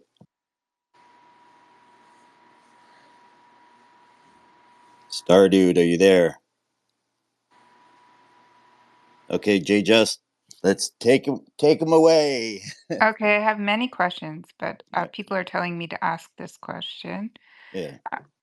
Um, so you talked about the beings being like I asked you where are they housed, and you said that you gave data that they're housed on base somewhere in Nevada. Um, do they can you do you know anything about their culture? Like, do they have art? Do they Um, have religion? That sort of thing? that I'd have to fall back on what Mr. Hall said about all of it, and that is the fact that he said the tall whites do like fashion. At least the women, they wanted to even go shopping, and they even asked for trips down to Las Vegas. I think in his is some of the stuff that you'll hear in his testimony, and that kind of jives with what I would say that yeah they do share a lot of the same interests as we do. Their culture also is that the grays and the tall whites are different in one certain way. I know that just from listening to the way that the grays were treated as opposed to the tall whites, the grays seem to be in a sort of a servitude role all the time, or worker bee role. And I'm not sure if that's something that they were manufactured to do, because they could have been synthetic life forms, as I've heard before. Or that's just the way that their culture is based, is that they are kind of like a group of workers, and they all like to have a purpose, and that, Do you think the Greys are like the workers for all different types of oh, yeah, yeah, yeah. factions? They So seem they're to rampant appear, through it. Wow. yeah, like the Okay. mantis, they seem to have some instances where the grays are there. And again, there's ones that have taller human looking humanoids in the room. And then there's the grays there. And they're all doing different things in these craft that have abductees coming in and going. So, yeah, they seem to be kind of prevalent as being part of the worker staff in a lot of different places. And I think that this is just, I've heard it referred to as they have a hive mentality, if that makes sense, is that they have everything, everybody's got a skill set that they bring to the hive, and that's kind of how they work, and they prefer to have a purpose in that hive kind of community. In other words, they like to be part of a family of other worker bees that all do the same thing to take care of the queen or whatever. Not that they have a queen gray, but just that they all kind of like to have that communal uh, participation. And then I've heard from the tall whites, from Mr. Hall, that they tend to really fuss over. A couple of times he had like a run-in where they were like really demanding him to admit that they were better parents and able to take care of the children much better than a human could. For some reason, that seems to be a big thing in their society. And I think the other thing that Mr. Hall alluded to is they tend to have a culture of overpopulation and using up resources on the planets that they go to. Um, so, from those two different mentalities, I think you can gather why those are the only two that I maybe have had exposure to in the program, is because you've got the worker bees there, and you've got the ones that are resource intensive kind of cultures in there with the tall whites. So they might work well together to, kind of be here on our planet and want to be involved in a program, because of those two cultures that they have. So you're saying, do they have any religious beliefs of any kind? Yeah. I've found that one of the, well, uh, when it comes to religion and the program, they don't like it. Let me put it that way. Apparently, there's something that they don't like about anybody who is of faith I think it would make sense. I wouldn't want people to bring their own personal opinions or like their and own bias. Yeah, beliefs, right. right? Because then they'll say, oh, they're demons. Oh, they're this. You just want someone to scientifically look at things. Yeah, you You don't could want be anything. trouble. You're right. You don't want any radical ideologies to play a part. You'd want somebody to be even keeled, just like you and I. We don't want to, if we don't agree on our faith, you don't want me trying to evangelize you. If you've already told me, no, I'm not interested right now, maybe later in life I'll change my mind. But right now, you and me, we don't need to talk about this. I mean, it's the same thing with them. I would say that, yeah, if they have their own belief systems and faiths, they would think the same way in that, be graceful with me and understand, I may not think like you do about God and that concept of God, that, yeah, maybe I call him something else. And on top of that, I'm a different species, and therefore maybe my savior had to be this way.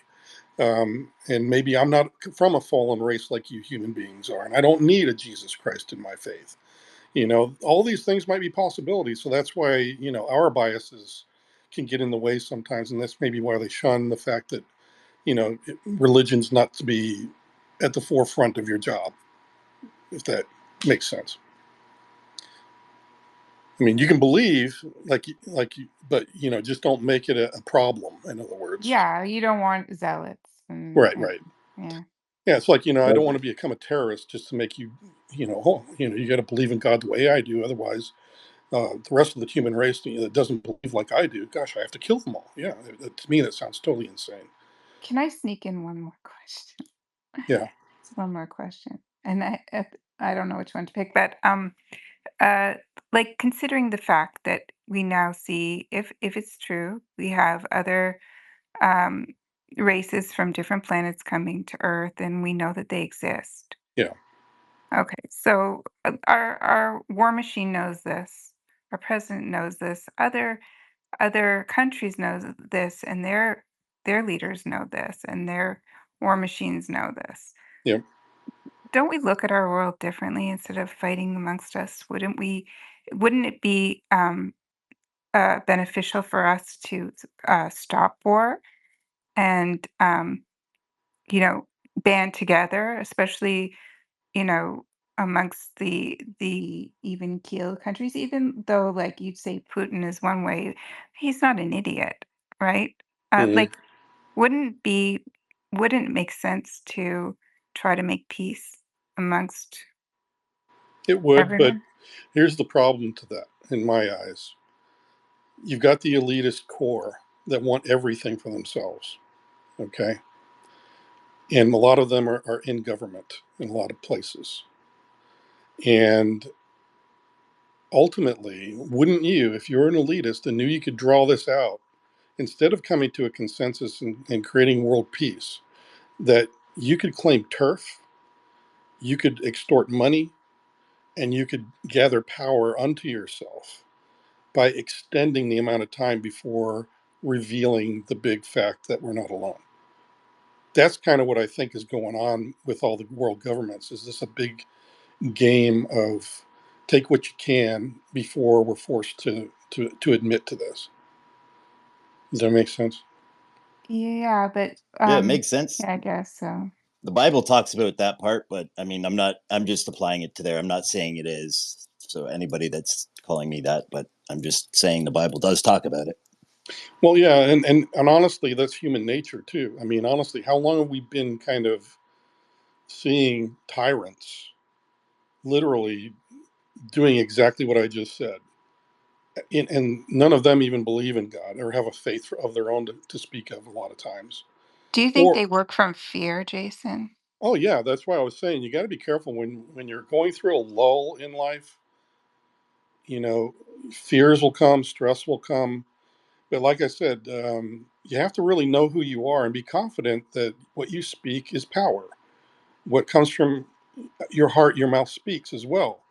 And if you're not thinking positively about yourself and the world around you, well, guess what you're going to propagate? You're going to propagate fear, stress that you're under. But if you propagate the fact that things are going to be okay, I'm on steady ground, there's always tomorrow, and you keep all that going for you, you're going to change the attitude of a lot of people around you. And that's something we all feel. I mean, honestly, there are people that give you energy, and there's people that can suck it right out of you. And that's the difference here. Is that I'm seeing a lot of people that are real soul suckers out there right now, and that's awful. And actually, they're so horrible at this that they're actually willing to get violent about their situation because they're so unhappy about things. And it's just like a kicking, screaming kid in a supermarket to me. But it's something everybody has to come to realization. Just, do your part. Get out there, be yourself, be confident, know that we're okay. We've got a lot of NHI that are on our side, and they outnumber the ones that don't. And I think there's going to be a reckoning. Like I said, I feel something's in the wind, and I think I'm feeling that wind is that, yeah. I think some of the NHI that have been wishing us ill are realizing that, holy crap, we're losing the war here, and there's about they're about ready to see a giant stand up and and really take an assertive action against them.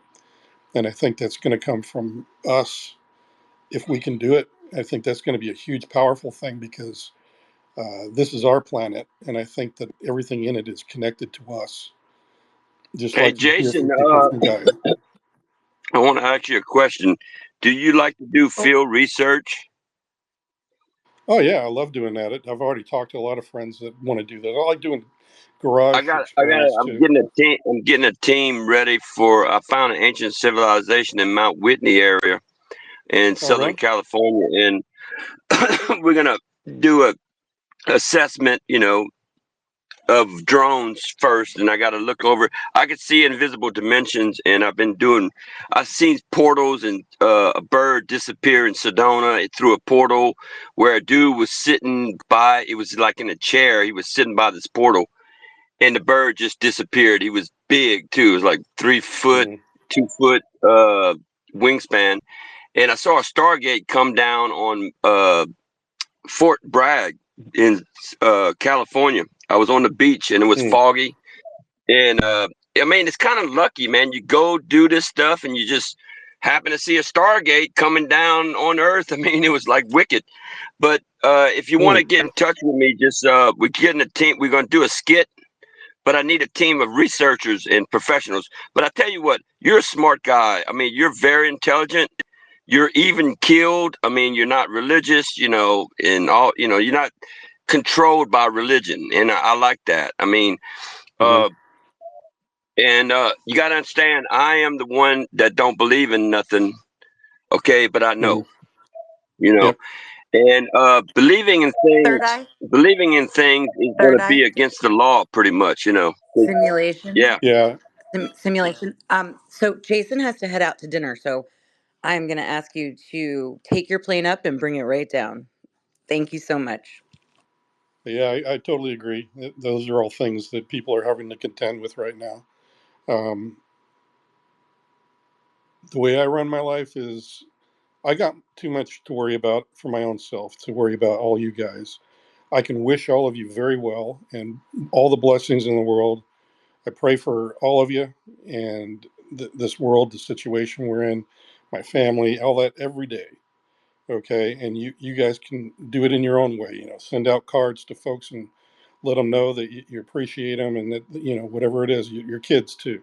That's really up to you guys to be that person in life. And honestly, you've heard me say this a number of times that you got to get to know yourself, and when you do that, you know your path in life. And I think that's a beautiful moment when people come to that realization is when they finally figured out this is what I'm supposed to be. I'm supposed to be this kind of person. And then everything else falls in place. So that's kind of my ending statement for the whole thing. Jason, thank you so much. I really appreciate you being here, Hmm. um, and sharing this time with us. And I'm just very grateful that we get to have this time. I am, and I'm thankful for your I am words, too. And um, I wanted to say, encouragement. give you some kudos too, Sarah, that you've always been very respectful, no matter what space we've been in. I've always appreciated your kind words, your ability to moderate, your ability to get to the point, and that's something that's really going to go miles in your life, I think. And I just wanted everybody else to see that, there's a lot of people in this group, especially that I see the same sort of character in, and it's something I'm really starting to realize that I'm not alone in this. I used to feel very alone in my walk, but you guys have welcomed me, supported me 110%, and I really appreciate everything. And you especially, Sarah. Thank you. Oh, thank you, Jason. I look forward to the next time. Have a wonderful evening. Okay, out. Talk to y'all later. All right, have a good night. Sarah, great space. Way to go. How'd you get Jason in here? I don't know. I added him. Maybe he saw that and was like, I want to talk about that. Jay Just, great questions. What do you have left for him? Sorry, I didn't want to take over. Go ahead, Sarah. Way to Oh yeah, go. no, Jay That just. was a really fun spot. Thanks for making me co-host. Oh yeah, thank you for running that quick and I'm sorry, simulation third eye, right? It's third eye simulation. Am I getting that right? He changed his picture. Um I'm sorry for cutting you off. I just knew that he had to go. So, you know, I know that you always have some really amazing stories, and I hope you get to DM Yeah. him and tell him about your expedition. Yeah. I'm glad you said that, though. I'm glad. I mean, I need, Jay Just, what were your other I questions? Do need, you I need, remember? I need someone like him on my team because we're gonna make a documentary and movie about this stuff. And Maybe she's sleeping. No, I'm not. I'm listening to simulation. You probably don't hear him talking. The UFO Sarah, I don't know if I can hear you or not, but I'm Oh, driving, can you so hear? Wait, Rich, can you hear me? no. Yeah, I can hear you, but I can't hear anybody else. So I'm just gonna Oh, go on mute. But it's because I'm driving. I just left Wi-Fi, so sure, I'll still sure. stay co-host, but No I'm gonna worries. go on mute. I know we have Missile Man in the audience, and if he wants to come up, I don't know. I don't want to I get it. Sometimes you just want to sit and listen. I've been doing that for a couple of days. But if you want to come up, questions, that would be rad. And Jay, just yeah, amazing questions as always. And your follow up right in there. Go ahead, Jay. Just Yeah, sometimes I feel like I'm like I'm like one of those I don't know, reporters. Sorry, I'm getting phone calls. I wanted to say I had another question, which was Congress. Let me. I have to take a call. I'll be right back. yeah, no worries. So, Missile Man, I know that you were in and out, but what were your thoughts about some of the things that Jason was laying down? He did confirm that craft, were classified, but NHIs are not classified because they are their own person, which I found to be pretty interesting. Any thoughts? It's interesting. I'm gonna dovetail to something I was just talking with one of our listeners about, which is I'm very fascinated by the conversation on anthropomorphization of NHI, and I'm referring to in a vacuum of personal experiences or alleged accounts of NHI behavior, psychology, motives, culture. It's interesting to me to because we don't have a concrete sample of greater than one as it pertains to cultures that we can study and go, oh yeah, clearly all beings that are bipedal and develop a culture or develop religion.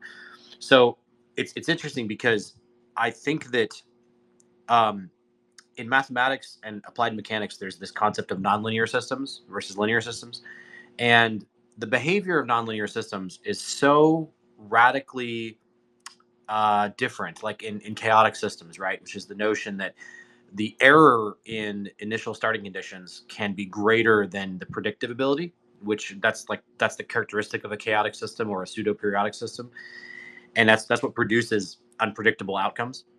Um, and the behavior of like when you try to march the evolution of a species over billions of years through millions of years through agrarian to technological or to industrial and technological, there are so many bifurcating paths that to try and predict whether an NHI will psychologically or culturally be familiar at all is it's either the case that they're quite familiar to us and their technological development pathways were very similar and their social structures are very similar, or it's the case that they're radically different. That's at least my sense. I don't see a good reason why there might be some middle path. It seems to me as if it's probably either one or the other. And I've made the argument before that, to my mind, there is no good reason why technology development paths for other civilizations would be radically different than our own, because there are certain reasons why we develop certain things in a certain order, generally in the order of increasing energy density. So, like, for instance, we did not come to understand nuclear energy before metallurgy, because metallurgy is the process of releasing chemical energy. And so, your ability to introspect and conceive of smaller and smaller structures is what leads you from muscle power to electrical power to metallurgy to chemistry to nuclear physics to particle physics to subatomic physics. There's a logical path to that. It's not arbitrary. So I'm generally of the mind that I'm willing to entertain the notion of NHIs being similar, as long as they are evolved biological beings. If we're talking about manufactured beings or super AIs or whatever, that's totally different, because selective advantage doesn't factor in. If it's a manufactured being. So I find that to be a really, really just in depth and interesting topic to speculate on as it pertains to our understanding of the NHI.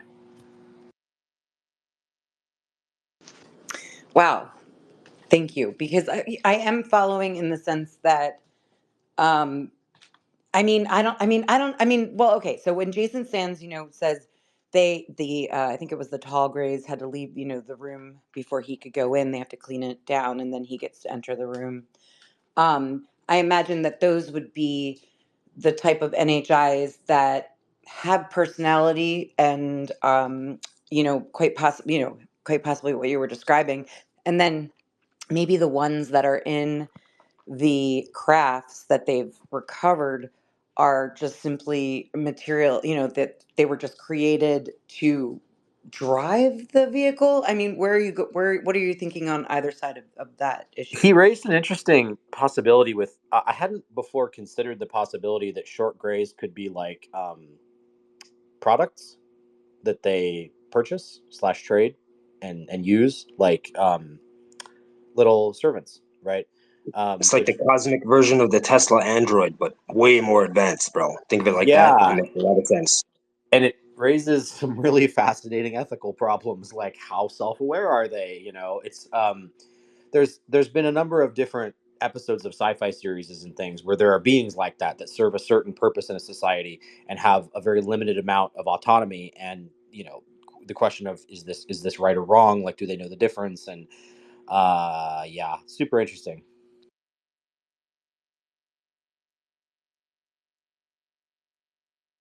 Very. And now that I'm really like in tune with the fact that NHI are declassified or not classified, unclassified, I'm down to ask everyone and anyone all about them. I think we should be harping on that immensely.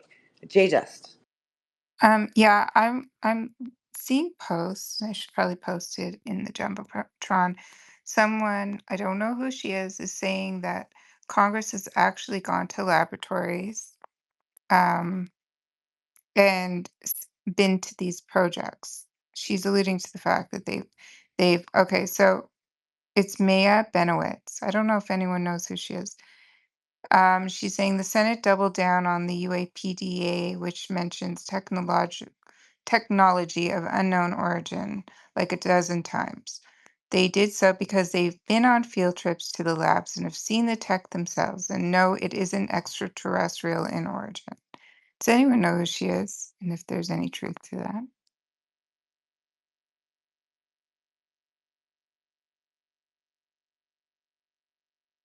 That's what that I wanted to ask Jason. That was one of my questions. But yeah, I wonder if Congress has been invited into these programs, just to quiet them and show them what's going on, nothing's going on that's nefarious, that sort of thing. Well, let me tell you about a movie. It's called Enigma. Hold on, really quick, 1 second. I just wanted to jump off of that. I actually was doing a private interview last week with someone, and they brought up the moment that Luna and what's his name, Gates, went to that. They went Agland. The to, base. Yeah, the base. yes, Yeah. yes, and then that was actually a dummy mission. That the moment that they did that, that they were the decoy, and that other um, senators or people were going to the other bases at the same exact time. So I found that to be pretty Someone said interesting. that. Like, who knows? Yeah. I think so. Yeah. Interesting. When is this interview Yeah. coming out, Sarah? It was more like I had a couple of questions and I was asking, and this was told to me. So it was pretty. I was pretty intrigued by it, and I had forgotten. It's in my buried in my notes. So you brought it up, and I was like, oh, I wonder if that's what you're talking about. Like, quite possibly, that could be the moment where they all went and saw these things while Luna and Gates are like being the decoy. And then, did you say that the woman's name was Benowitz? Yeah, Maya Benowitz. Does she? Do you know if she has No any clue. relation I to? don't know. Yeah. Thanks. Okay. Another question was, I think in Lou's book he alludes to the fact that the tall whites, I think it was the tall whites, I could be wrong, were part of the like were responsible or involved in Corrales. And you know what Corrales is in Brazil, what happened there? Like, does it make any sense? They're working with us and then they would fire upon these poor villagers? I don't know. That's why I asked, like, is there going to be a history? Is there going to be catalogs of who's what and where and how? Well, that was pretty cool that Jason Sands said that from that question that you asked him, he said he's going to write a book, Yeah, which is great. yeah, I think that's really great. I forgot to tell him I was very excited about yeah. that. That's Well, really awesome. I want to get y'all. I want to give y'all food for thought. The reason why they're not letting the government people, like the senators, congressmen, know all these top secret things is because you could have a sentient, a ally human that is for the enemy, and just like in that movie, Amiga, whatever it called, the trying to find out the code number, or whatever. It was a movie I saw, and what they did was they said, look, we got to have all the secret the government people can't know. But the thing is, you got to understand, an alien like that AI, the gray, you could have a human just like that gray. Okay, that's how high tech they are. You could have a human in the Congress right now that's a traitor that's want to gather. He wants to know what they're doing. So the U.S. government says, hey man, look, we got fucking aliens all around us, dude. We don't know who's who. We have these beings that look like humans, but they programmed, you know computerized, brainwashed or whatever, and they want to find out our secrets. So that's the reason why it's the secrecy. It's a lot of secret stuff with the government. They don't want these government people to know because there are some of them, to me, look like enemies, and they're dumb as fuck. I mean, some of these people that like the I vice. agree, Third Eye. I definitely agree with you. I'm definitely seeing what you're putting down. I think what I think, funneling into this, Missile Man, I had a question for you. I had asked Jason Sands earlier, and I wanted to know your thoughts on it. Um, Sorry, I was reading something. Okay, so your thoughts on, like, right now, I feel like we are pawns. It's very obvious to me. We're sitting back, we're reading the news. We're not a part, obviously, of any of the stuff that's going down all over the world, and it just feels so degrading and awful to not be able to help or do anything. I mean, obviously we can in small ways, but overall. And so my question is regarding the phenomenon, and over the next couple of months, it seems as though things are going to start to be revealed.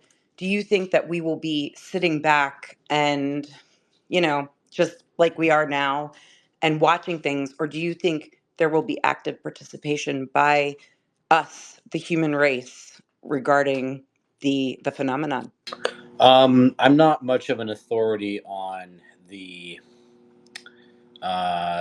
ability of the human race to sort of act telepathically, or with respect to RV, or with respect to projection. I understand that that's a very fruitful area of interest and research, and people very believe very strongly through their own personal experiences that they have, or will have, or have had the ability to interact and interface with the phenomena directly.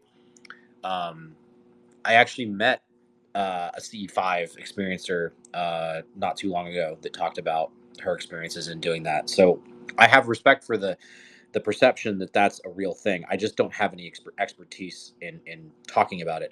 Um, what I'm concerned is probably going to happen if there is a disclosure, if there's a degree of public disclosure. Um, if the MIC allows it to happen, it will be because they have positioned themselves to weather it without too much damage, and that I would suspect that, like, the last 2 years have been damage control, the proverbial shredding of documents in the basement kind of thing, to conceal the worst sins, and maybe even rewrite the history on how this has really gone, to try and remove the worst stains, and to create a palatable version of events going forward, such that they're not all dragged into the street and hung. And so my pessimistic view of the social structures of the MIC, and its likely paths forward, based on the stranglehold it enjoyed over truth for the past 90 years, is that they're not going to let themselves be taken by surprise. They're not going to let themselves be strung up. So if they're going to, I've heard rumors that Mike Turner has been flipped, somehow politically a means to achieve, to gain his buy off has been worked out. And if something like that's the case, then there's a reason. Somebody is gaining something, right? Somebody is What do you being mean flipped? pacified Which way is he being to flipped? allow UAPDA to pass, to I not see. object, to not obstruct. That's just a rumor I've heard. Got it. And if that were the case, it means that somebody's been pacified, and somebody's been satisfied that they're going to be okay. And So so you think deals have been made behind the scenes between people? I think that if we get some measure of public disclosure, it will only be because deals have been made. That was another Isn't that question. crazy? Yeah, like, isn't that crazy that, like, our history and our humanity, like, all lies in, on deals being made? That's just, I just find that to be so unfair. But as a teacher once told me when I was, like, in the second grade, life is not fair. So, there you go. But, yeah, I'm not, I mean, I can only imagine that I don't know why that they're going to be doing the congressional hearings in October, because I feel like it's just going to be swept up over, under the elections, and all of the crap that's going to come out for the election stuff. And I just, it was nice last year when it came at the end of July 26th last year. Nothing was really going on, and this happened, and truth was revealed, yet not a lot of people actually tuned in. But and I don't know, maybe it'll be different in October. Maybe people will want to join in. Well, if forget about the elections, what about the worldwide climate? What's going on with Israel and what's going on in general? Um, I just wonder, like, what can we gain from letting this out, letting the cat out of the bag? Like, what can the United? I'm not, a United States citizen, but I consider myself. There's no difference between Canada and the United States. Like, what can be gained by this worldwide? Like, would it make people fear the United States more because they have tech that maybe they don't? would it help towards peace? Because we'd realize that, we're like, our position in the world, we are our own brothers and sisters. Like, we should be helping each other. That there might be, as Reagan said, like some sort of threat that would bond us together. So, what do you guys think of that?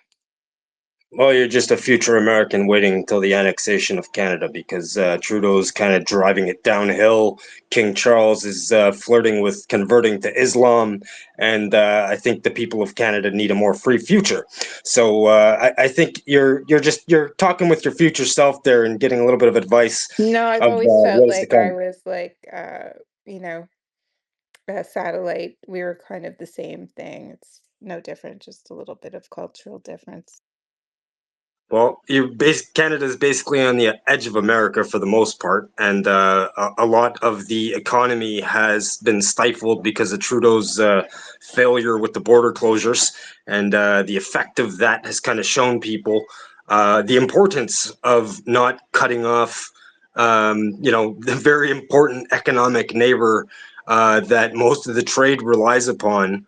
And I think that the bigger picture of things is that in Canada, uh, there is rule by a sovereign. At the end of the day, it's not really the people that rule. It's the king's uh, representative that really makes the decision abroad. And in that sense, yes, there is some constitutional amendments that give them a little bit of power to basically make decisions. But both of the governments are, His Majesty's government and His Majesty's loyal opposition. And in that sense, they can't really represent the people if they represent the narrative of someone far away. And, if Canada was to consciously really come to terms with that and say we really don't want to have any more nudge units influencing us from the Wales think tank, which is what's been happening in a large sense, and you don't want to have censorship over the things you can say. Well, that means that the people need to represent themselves and say what they want to say, not have a Can I king that's interrupt you, narrating it Stardude? for you. Yeah, you're Go right for it. about Canada with their censorship. They do block I'm it. I'm I'm originally from Toronto. During the pandemic, I moved to New York. I ran for Smart public guy. office as a member of provincial parliament in 2014. I did not win, but I got 200 votes or so, and learned more about the process. After that, I went to aspire to create a new federal political party in Canada, which was called the Cosmic Pirate Party, and we were going to talk about UFOs, space, arcologies, and futuristic topics. And 3 years after that, the Space Force came along to fight space pirates.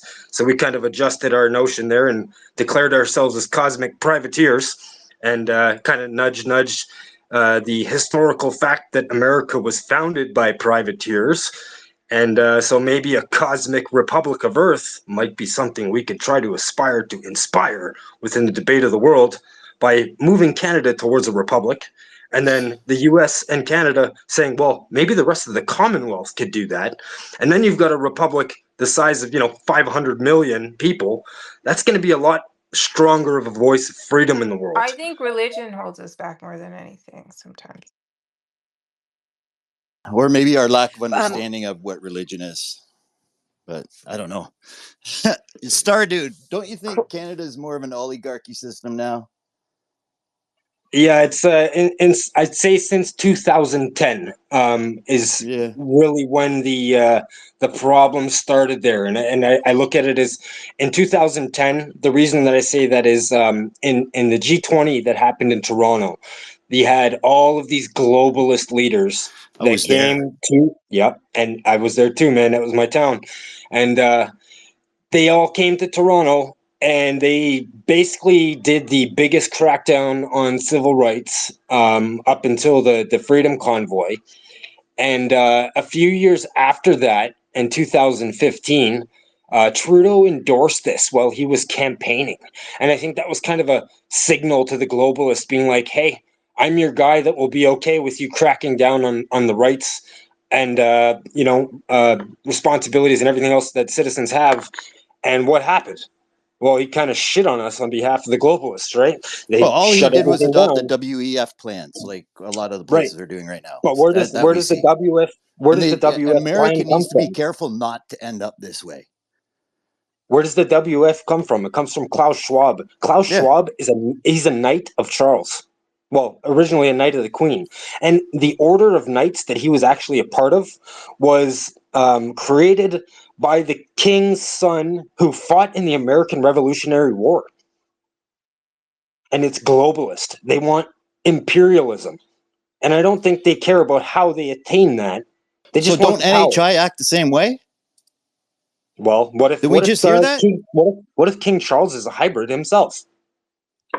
Okay, that he probably is, but the way they act, doesn't it kind of look like where this woke agenda is coming from that we all talk about? It's I almost mean, like it's just a Yeah, mirroring little bit. itself. and didn't Jason Sands just talk about how, they like to go shopping, that there's like a definite they've started to take on our culture. Am I Yeah, following but correctly? they don't know what it's like to be Yeah. human. And we keep hearing that in spaces by whistleblowers, experiencers and whatnot. And Okay, so Rich, what do you think, if and J Just and Star Captain, what do you guys think about, like, okay, so they don't know how to be human. So have we walked by them? well, You what know do what you I think mean? that's going on today? What does Does that that mean? look like it's They don't know how to hold be. on, Yeah, Sarah, they does don't. that look Yeah. like a human thing to do what we see in the world today? Or does it feel like a complete disconnect what it feels like to be a human? Is I what? think Like, I What think you're they've been seeing today. subjecting us to cosmic propaganda and psychological warfare for a long time. We Absolutely. should question everything. yeah, no, I absolutely agree with that. That comes down to, even, I mean, that comes down to my first conspiracy theory ever, Santa Claus. That moment, I was always angry at my mom for lying to me and then telling me. And then I remember, oh no, about like a month ago, sorry, I got high. I got done work. um, about a month ago, I really thought about it, and I'm grateful that my mom lied to me about Santa Claus, because it is the single most poignant point in my life, because that moment I was like, damn, they all lie.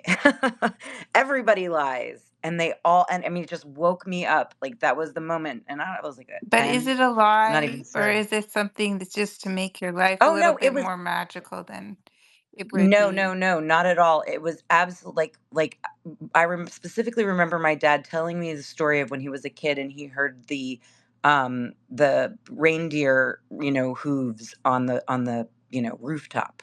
And I remember being like, "Oh my god, that is so cool." You like, "Oh my god, that's so cool. I'm going to bed right now." So just that feeling of thinking that that was real. You know what I mean? Like, and that was real in the world that I lived Yeah. in. I mean, You know what I we mean? can do Like, that in any aspect in life, and that's when we deal with ontological shock, right? but what I'm saying is like, as a child, that's what I thought this world was, and then it isn't. And so when you look at when you look at all of the children of the world that think the world is one way, but they're actually adults, and they're actually quite old, and they've actually, have lived a long while in this world thinking one thing, and then all of a sudden it's going to be, I mean, I don't even know. Sorry. I'm just talking to myself into it. That's just depressing. But maybe it'll be positive. I think there will be a sort of Yes. philosophical shock or a cultural shock of some sorts, but the whole process of like the slow unrolling of that is to, I think, encourage people within all of those various communities to start those discussions so that we might miss some people that aren't really able to reach this point of thinking, but by the time that those people really find out, there will be enough people talking about it and pushed to the media and stuff like that, that it won't be as much of a shock. They'll be kind of expecting it. It's like us talking about the possibility of existence of life for, a good 20, 30 years.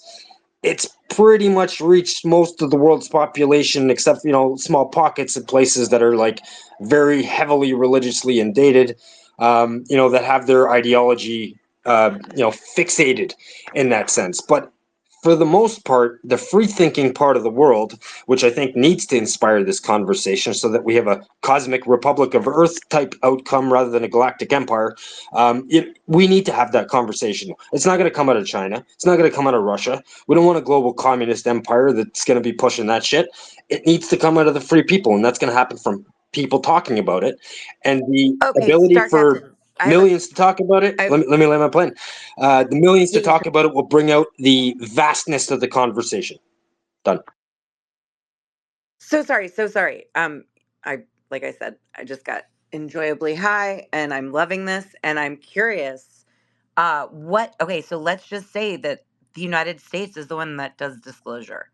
What do you think will happen right after that with Russia and China and all of the other countries? How do you think that they will react?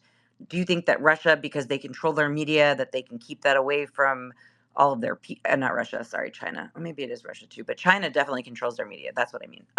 What are your thoughts on how that's going to roll out in the foreign in countries other than the United They might States? use it Well, against us. They might use it, I don't know. It'd be interesting to see if they would also disclose to their um but I don't know. I guess it I depends on think how it's disclosed, right? Are you talking catastrophic disclosure Well, they or through might slow drip disclosure? well, what if And I they think said like the Americans Russia. Oh, sorry. Go ahead. but what if they said the Americans made a deal and they put us in this jeopardy against another race from another, like another, I'm just throwing it out there, another planet. I mean, it could be used against you in a sense. They have I to be think I careful think how they roll Russia it is out. going to treat it like they're treating the wokeness in America right now, and let them choke on it for a little bit. And they probably already have their plans ready. I'm more Maybe. than sure of it. They're not I blind to have the I have an subject. idea of how we can actually force that to happen within the next couple of months. If we can get either someone who is role played as a Star Wars Jedi or someone who is role played as a Star Trek captain to host a debate between the presidential candidates and ask them to talk about cosmic development with the Artemis Accords and cosmic defense with NATO, we're going to crack that fucking iceberg right open. And talking about cosmic Holy shit. civilization and having someone play that role will have such an impact Of, hold on. Do you Wait, think I'm the the not chances country. of that following happening this. or disclosure happening? What do you think's more likely, that or disclosure? Well, I think we should push for that. I'm actually been actively trying to tag all of those people that actually are on X and trying to encourage them to do that. And if all of UFO Twitter started flagging those people on a regular basis, being like, "Hey, why don't you host a debate about cosmic foreign relations? What's your policy on contact with ETs? If we run into something good, bad, or ugly, do you have a plan? We want something." And if they give us something, that conversation advances. Then we can keep building on it and building on it. But if we can get that to happen during the presidential candidates race, well, then the free world is leading that conversation and it's right at the forefront of the world's conversation. That's amazing. Could you imagine if they asked what they had on, what did you say? Universal foreign, how did you put it? Cosmic Sorry. foreign relations. Cosmic foreign relations. Just that notion in and of itself is like that would be amazing. And then you I get, wonder, if you the get, only way that that possibly could happen is if Elon quite possibly allows, for an X space, you know, debate maybe with RFK Jr. involved in it. I wonder if that would come up, if you could actually push that question through. That's well, I think, another. I would work to get that question imagine, pushed through. But my question, Captain Picard asking them, saying like, well, what's your position on Starfleet, right? Like, well, what are I they build? mean, yeah, yeah, I mean, but I think it would be interesting. I wonder because we would be looking at, well, we were going to be looking at Biden and Trump, but Trump is the only person that has ever been president. Would he even know anything about them? What about the fact that RFK, like, would he be the disclosure president for everything? Would he make us better as a society? Do you think he's not like been taken by the vultures? Or do you think he's just in a different, like, kind of in a different costume, but the same thing as everyone else. Who? Sorry, Jay RFK just. Jr. Oh, I don't know. I don't know because I look at politics like theater. You know, it's all a stage, and everybody's playing their role very well. Whoever set this up, kudos because they have a very divided country, and it took decades to do, and it's impressive. It's sadly impressive. One of the Um, interesting things that if we got them to start talking about their plan in space, they might stop attacking each other and actually just build who's got the better plan. So that actually might encourage a little bit more unity in that sense, rather than being like, well, we want to talk shit about the other guy. Actually, tell us what you're going to do. I mean, one can hope. One could hope, but I'm not even sure. I don't know. I think RFK is like the return of Camelot. They're trying to really push that, which is an interesting time for him to be on the stage because, you know, the fact that disclosure could happen, that his uncle and his father were, I mean, his uncle and his father were killed. That's crazy. He is that legacy. And so they can build upon that, and that's a great story, and they can push him. But I just, I don't know. Everything is just chaos, and I really feel like they've created the chaos so they can climb the ladder and get and have make things happen where no one is looking. You know.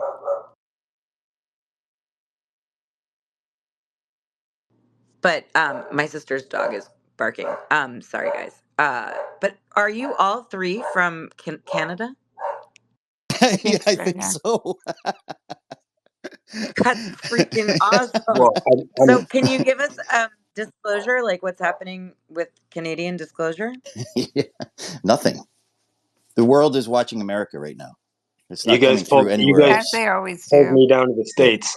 I was in the process of trying to create a disclosure oriented political party, and now I'm living in New York. So We just want to become the 51st state, or hopefully, I We do. already are. Yeah. We have lots of resources. Can I sell you guys on it? Can I sell you a country? It's really cheap right now. Honestly, we have tons of resources, lots of oil. Like Alberta is in the flush with money. They have more money than they know what to do with right now. They can't tax you anymore because they have enough from the oil. So it's a really good place to be if you want if you want resources and lots of land. The land is like just right for the picking. Lots of trees, mountains, good fertile grass, soil. It's perfect. I was trying to build the cosmic political party in Canada, but if the USA annexes Canada, that would make me eligible. I could try to promote it here, down in the States. Hey, just be lucky you're not in a system where, and I don't know if Americans know this or not, but our prime minister can just be reelected, reelected, reelected, reelected. He's been in power since 2015, and it's not very fun right now in Canada, whether you have money or you don't. There's not that much of a inflation bubble. If you wanted to put it in perspective, it would be $8.35 a gallon for gas. I don't know what it is down there, but Wait a minute. I'm sorry. Can you say that again? How much is it's it equivalent to per about eight gallon? bucks US a gallon. Okay, it's like 5, 6 in LA. Yeah, so Okay, don't feel too interesting. bad, right? Yeah, And then like I don't know, a interesting. loaf of bread is $4.99 up here. If you go to McDonald's, it's for two people, it's $39. Like McDonald's is a date night. I'm kidding, That's but hilarious. it is 39. Hi, Ursula. How are you? Hi everyone. Just listening to Hey Ursula. Rich talk about about Alberta. I don't know if people are aware of this thing called cows and plows. Has to do with like the First Nations up there. Well, anyway, they're trying to like take away native people's land. But if you Google it, it's there. I won't say anymore, but They're it's trying to kind take of away everybody's land, like everybody's. They increased everybody's I property know. tax by 16%. Just here you go. Yeah, it's Yeah. But hard yeah, to even natives are buy a getting house natives are here. getting burned right now. But with the Yeah, yeah. with the marijuana trade, at least they're like enjoying that. But yeah, they're taking land, right? Which is terrible. Like it's absolutely terrible. I don't know. They're definitely making 15 minute plans up here too. Like it's happening. See If you to travel beat this 5 hours up north, you have beautiful, wide open highways with nobody on them. It's like, wow, I wonder what they're planning here. Where are you talking about, Rich? Killarney, for example. Oh, okay. Sorry, See, Ursula, I go think ahead. that the way to fight the 15-minute cities is if we encourage cities to become parking lots and everyone gets an RV. The whole continent, everyone's able to travel, go wherever you want. And if you have a political party that's pushing that, everyone, when you get to the age of 25, you're eligible for a house or an RV, and you can travel wherever you want to go, take your house with you. I What think that's the about way to beat the all 15-minute what city. kind of RVs? Like, think about the pollution. Even though it's like one of my like dreams is to own one and just to travel. Don't worry, Bill Gates has like 6 private jets. You would have to own 1.8 million cars and drive it for a year just to just to keep up with the carbon he puts out. Don't worry about your RV.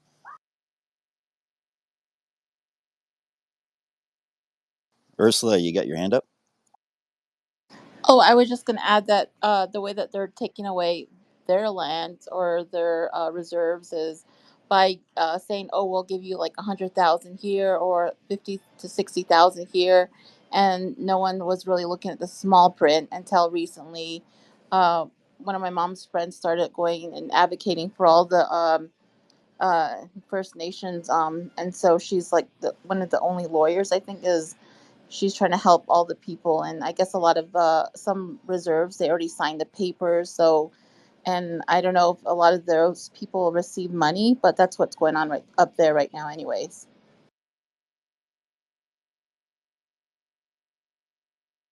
If the whole continent opened up and there was like a unification of Canada and the US, you could put all the Republicans down in the South, they could hold the South border, and all the Democrats and the Liberals could go up to the North and they can like stand down Russia, like right at the North Pole, because it's all like melting and shit now, anyways, right? And you could be free to roam anywhere. Cities could self govern themselves according to the way that people live there. And, you basically take the model of states sustaining themselves and you shrink it to a city state level. And then you have a massive federation of city states across the entire continent. And if you don't like the city where you live, well, you take your RV and you go drive to the other one where you might want to live and live wherever you want. Each city governs itself. As long as it's within the constitutional framework of the greater republic, then perhaps it'll work.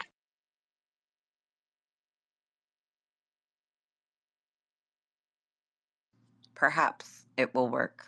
Well, you guys, I've had an amazing evening. I'm actually going to shut the space down and enjoy the evening. But I really appreciate all of you guys being here.